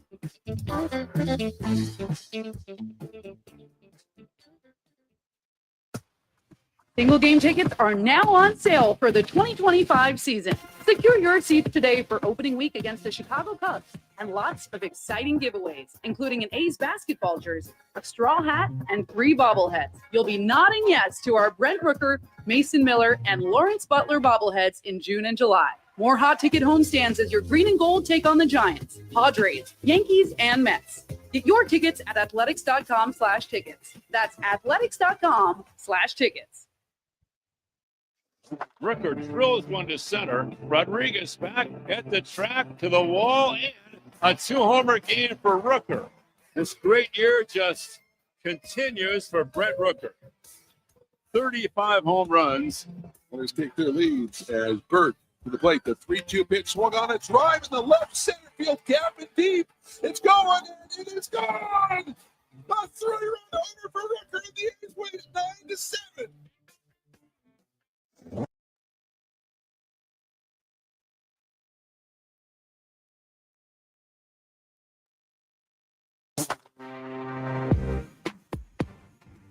A's Cast Live continues from A's Spring Training. Here's Chris Townsend.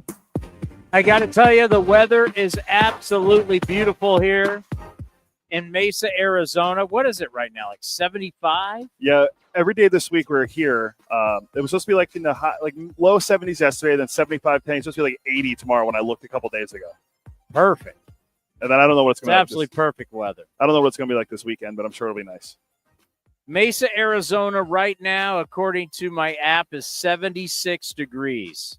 High tomorrow is 76 degrees. Oh, good. It went down. I said it was supposed to be High 80. Friday, 75. Saturday, 75. Sunday, 79. So our first game will be Saturday against the Padres. Padres or Mariners in Peoria? They're both there, I thought.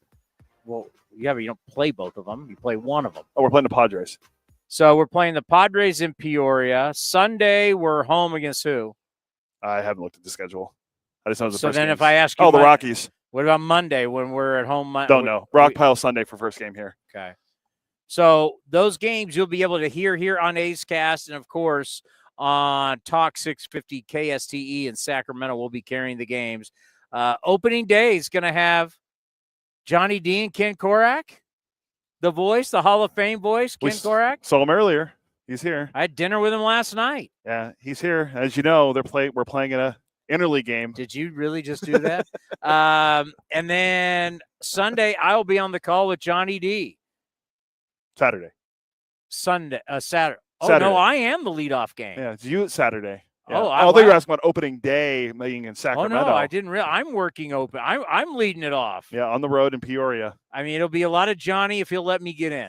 Well, I'm just worried if Johnny's going to allow me, I'm wondering if Johnny's going to allow me to get a couple words in. Well, he's going to talk about the Hall of Fame and then how great he is. It'll be a lot of Johnny talking about Johnny, and then we'll have some A's baseball, A's and Padres. So we'll have A's Padres will be Saturday. Then it's A's Rockies here at Hohokam for the opener. And Ken Korak. That will be your legit broadcast right there, the great Ken Korak. And then Monday that you're doing the game, it's A's A's Royals. So if Korak is the Hall of Fame voice, obviously, he is a Hall of Fame radio announcer. Johnny is now in the Sacramento Baseball Hall of Fame. He's our B. So if Ken's our A Hall of Fame broadcaster, and then Johnny is our B Hall of Fame broadcaster, Chris Carey's coming over. He's our C broadcaster. I'm trying to figure out, what does it make me? Just the guy? Am I like the all of the above on the on the check it? Yeah, you're all the above. Yeah. I'm if this was like, because you love professional wrestling. Yes, I do. I'm like the guy that nobody knows that they pulled out of the AM PM because they needed somebody to You're wrestle. not a jobber. You're not a jobber. So the guy who was supposed to fight Hulk Hogan got sick, and we got to get the guy from the AM PM. That's me on Saturday. So you feel like you're getting paid to come in and just lose. I'm getting paid. It's like a body bag. But you're game. not losing. You're going to get some words in. I'm like Central Arkansas against Alabama or Georgia. No, it's a body bag game. No offense to JP Sears, but usually when Alabama plays the Citadel right before they play before Auburn. Oh, the old body bag game. All right. TJ McFarland, what a career. He's now 35 years old, lefty specialist, but you're not a lefty specialist anymore because of the 3-battle rule. He got into 79 games last year. Do the math, folks. There's 162. He got into 79. The record for the A's is 84 appearances. He came close, but at 35 years old, 56 and 2/3 innings, he pitched in 79 games. Unbelievable. One of the best personalities that we have on the squad. We love having him and his perspective, because you got to think, came up at the age of 24 at Baltimore, then with Arizona, been with St. Louis, been with the Mets. He's been around the league for years, and we really got into his belief in this young group and this young core. Here is the left-hander, TJ McFarland. TJ McFarland's with us here on A's Cast Live, and of course I went to him like, he is such a great interview that you're tough to book these days. Yeah, I'm like booking up I got to go through fast. like your booking agent to get you There's on. a couple filters you got to go through, 3 different people. So, but I'm here. Yeah, My we're here. people to your people to. Well, we had to look it up because if you don't realize, he pitched in 79 games last year. I thought it was 80, but it was 79 games.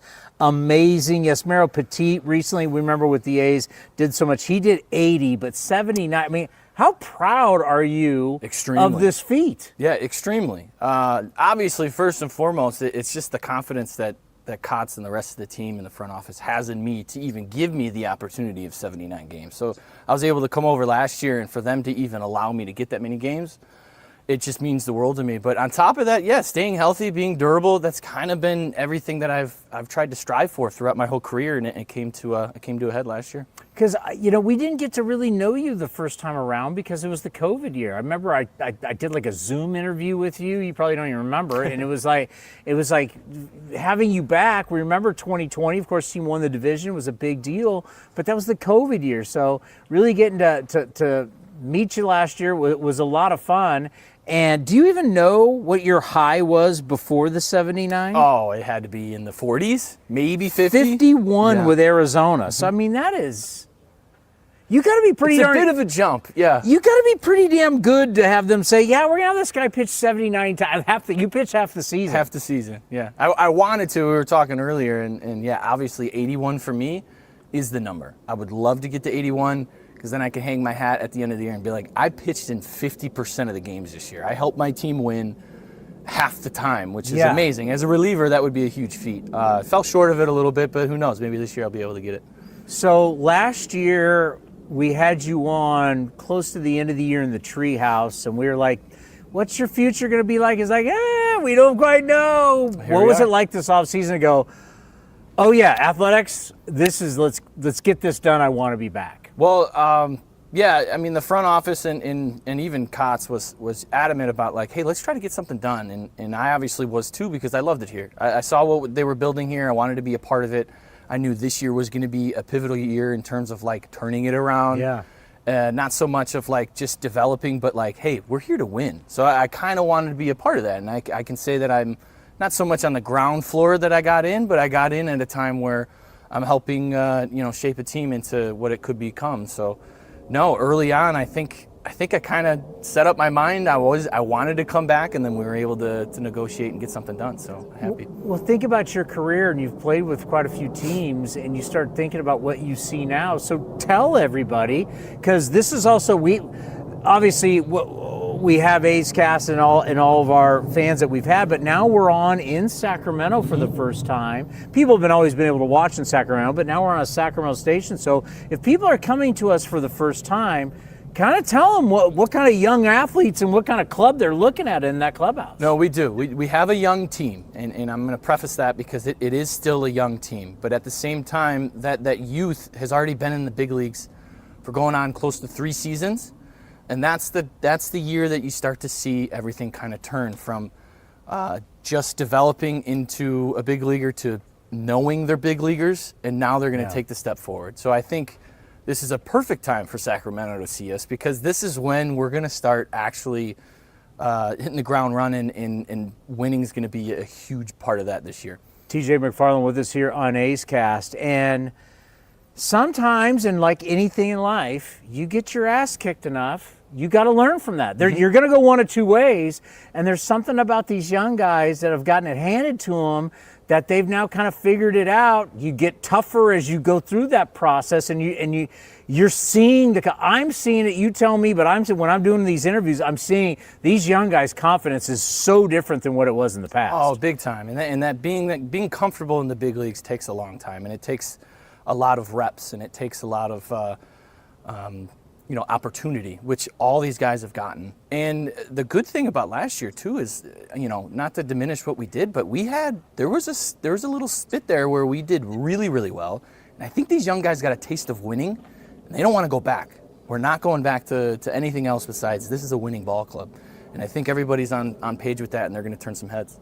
Okay, so when you look at Severino signing, that was part of a culture change. You look at Rooker signing the extension, culture change. And then you show up and Mark Kotsay gets an extension, but it's the longest extension in all of baseball. I think the A's manager is the most security of anybody in baseball. Just what does that say for you as a symbol of change and that things are changing compared to what it's for most of your career? You probably thought, you come to the A's, at some point you're going to get shipped out because of money.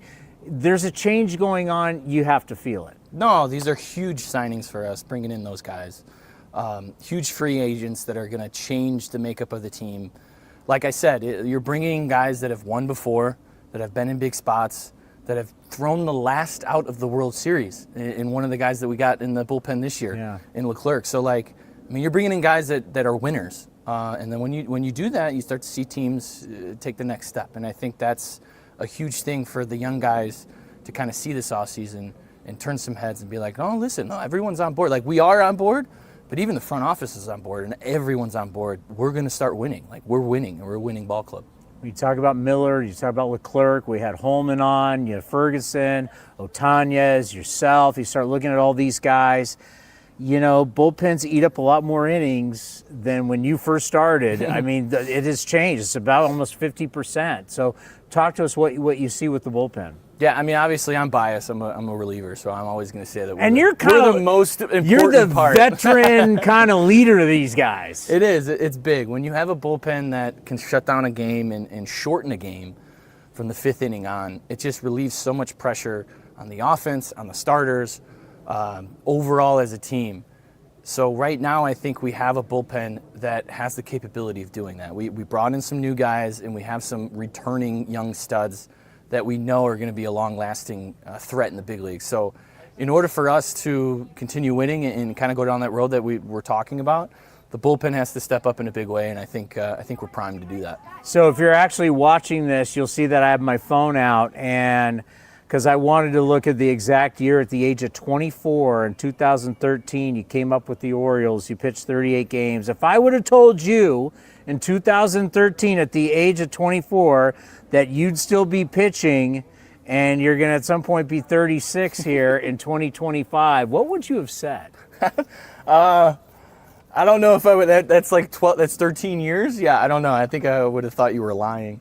If you would have told me I would throw the most games in my entire career in one season at the age of 35, I definitely wouldn't have believed you. No way. You would took the under in that. Yeah, definitely taking the under on that. I stayed healthy. I'm a lefty that has a pulse, and I stayed healthy, so I was able to hang around. And I've revitalized myself a few times throughout my career, and you got to adjust. But yeah, last year was fantastic. Fell into a spot and really found a really good niche and a nice role here with Oakland, or Sacramento now, I guess. Yeah, well, life's about fits, right? Being good fits, and this fit has been great. And I think we'll end on this. One of the cool things about where you're at in your career, because I know with the kids and everything, things change, but it's kind of the world's your oyster. It's like how long you want. Not too many times can you say, as long as I want to do it, but that's kind of where you are in your career. No, it is. I think every player, unfortunately, I'd say big majority of players don't get to choose when they stop playing. The game chooses. There's a very small percentage that actually get to ride off into the sunset on their own accord. So for me, that's a huge thing. I say that, but I think I told you this last year too. I don't think it's up to me. I think it's going to be up to my wife whether or not I can continue playing, because that's It's not the game. It's not the front office. It's the wife decides. She might decide. But no, right now everything's great. I'm healthy.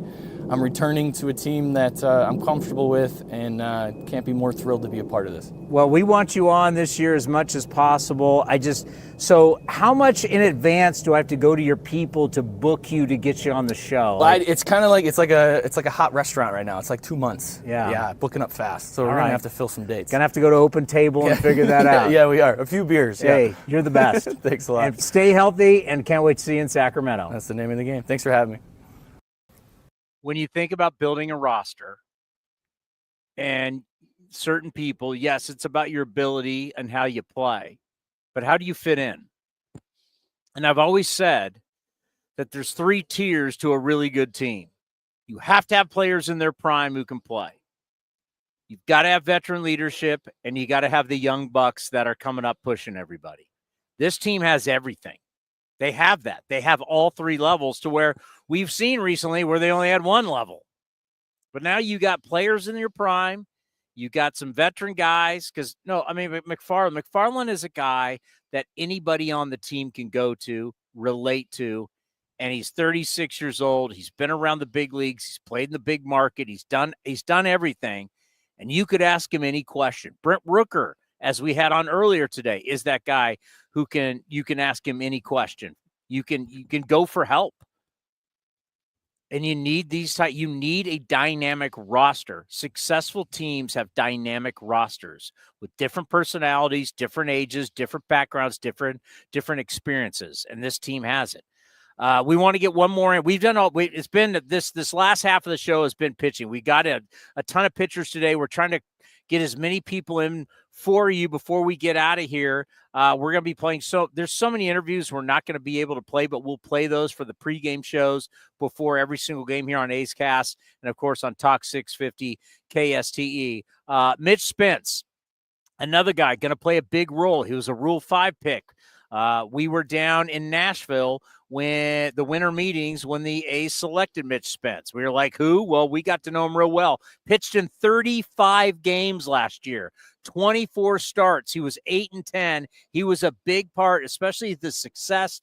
He was so good early out of the bullpen, and then when he became a starter, he became so valuable being able to take the ball for Mark Kotsay. Ended up throwing 151 in a third innings. Remember, he was a Rule 5 guy. There wasn't a whole lot of expectations. Here is the right-hander, the spin doctor, Mitch Spence.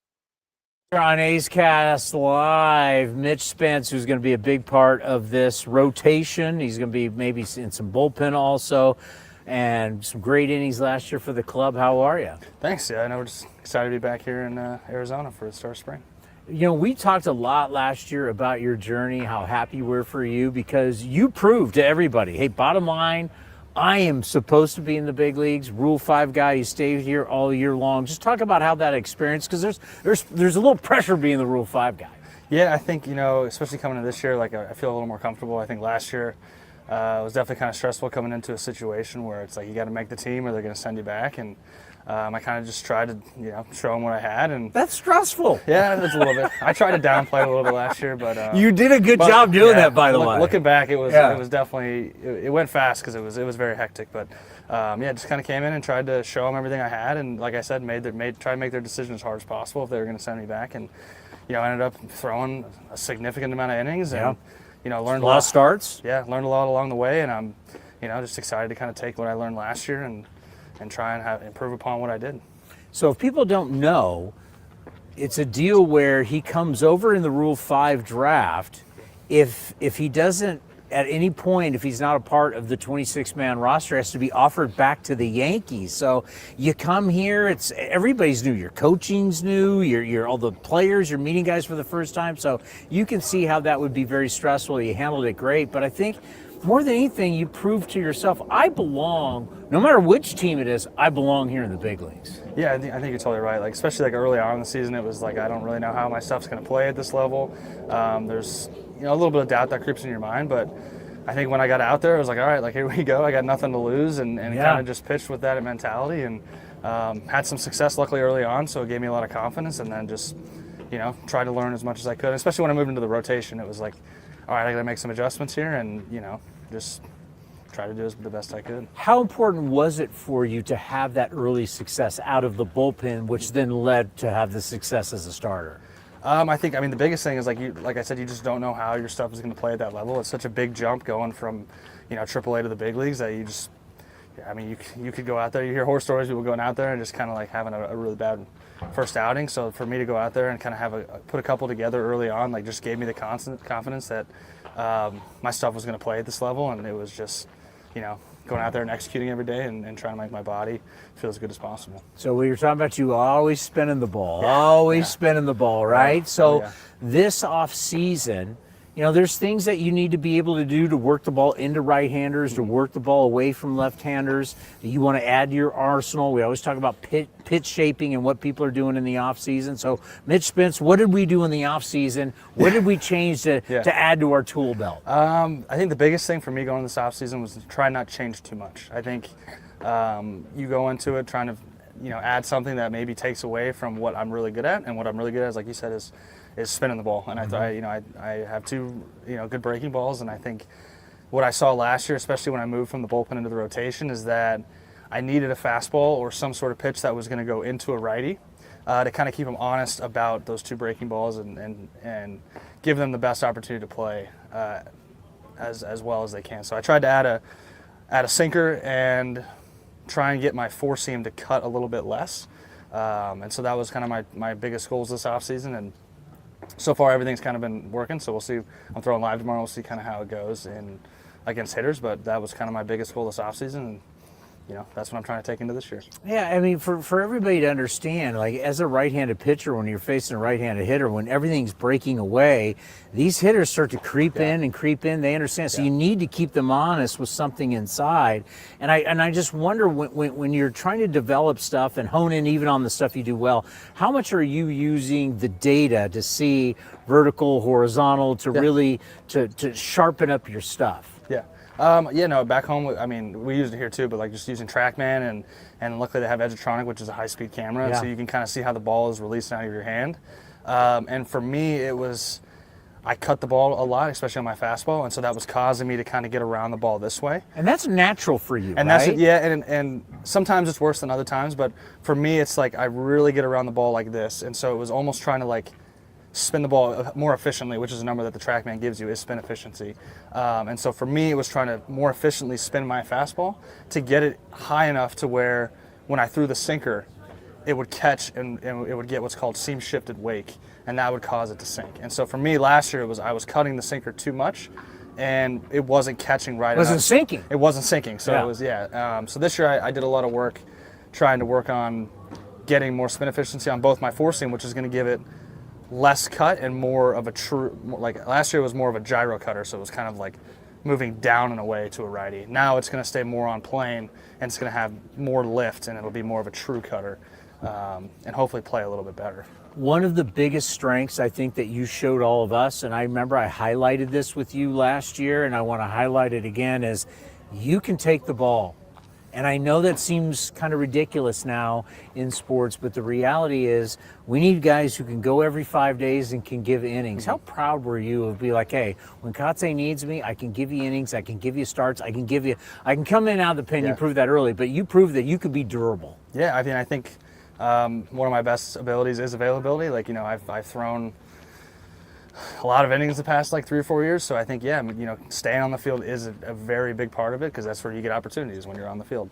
And so whatever my role is on this team this year, I'm just hopeful that I can be out there whenever they need me, and I'll be available whenever my time is. One of my favorite parts last year, and we're going to end on this, was spring training. You threw in a game, and I came down, and there was 2 other riders. There was just 3 of us there, and it was one of the great lines.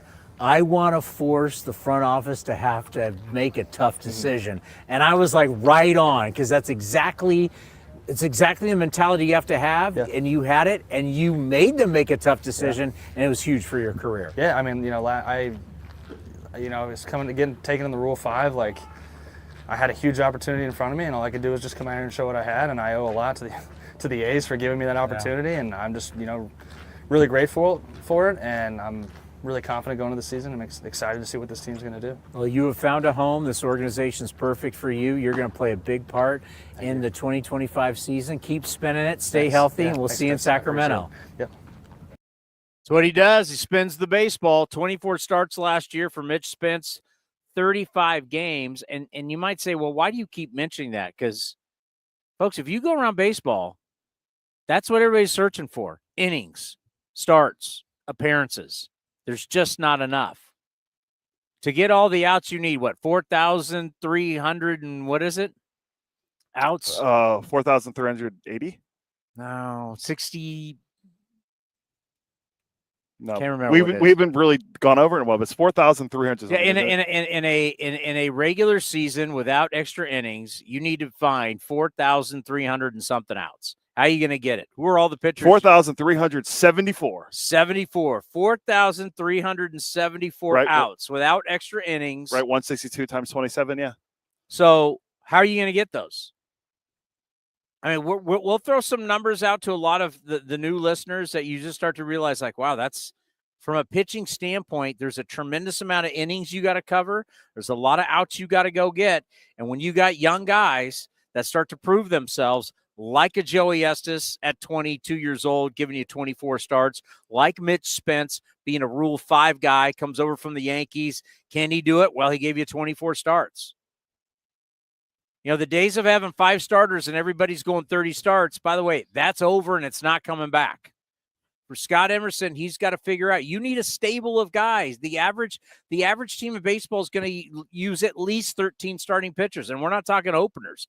You're going to use about 13 starting pitchers. That's why pitching's so important, and one of the reasons why we are very pitch heavy. Tomorrow, the World Series champion, the World Series MVP, A's Hall of Famer Dave Stewart is going to join us. What else do we have tomorrow? We'll use first-round pick Nick Kurtz. The future at first base, which could be coming this year, the number 1 pick out of Wake Forest, Nick Kurtz, on the program tomorrow. We have a lot of pitchers still. We haven't used JT Ginn or Brady Basso, who are both great. Grant Holman. Yeah. We're going to try to get David Force. We saw him multiple times. We'll see if we can get him. Hopefully Seth Brown. And I'm texting right now with the Athletics' Evans Relic, who will be around. So hopefully we can grab him too. Thank you, Brent Rooker. Thank you, Mark Kotsay. Thank you, Mason Miller. Thank you, Zack Gelof. Thank you, TJ McFarland, Joey Estes, Mitch Spence. Am I missing anybody? JP Sears. JP Sears, and happy birthday to JP Sears. We'll see everybody tomorrow right here on A's Cast Live. The time is now. Pitchers and catchers have officially reported to Arizona. Grab your sunglasses, A's gear, and get ready for some fun in the sun as the Athletics get ready for the 2025 season. Now's the time to make plans to catch us in Mesa, Arizona, starting on February 23rd, and enjoy the sunshine of your family and friends. Grab your tickets early for the best seats at the lowest prices as your green and gold take on the Giants, Padres, Dodgers, Angels, and more at Ho-Ho-Cam Stadium. Don't wait. Get your tickets at athletics.com/spring. That's athletics.com/spring. This has been a presentation of the Athletics.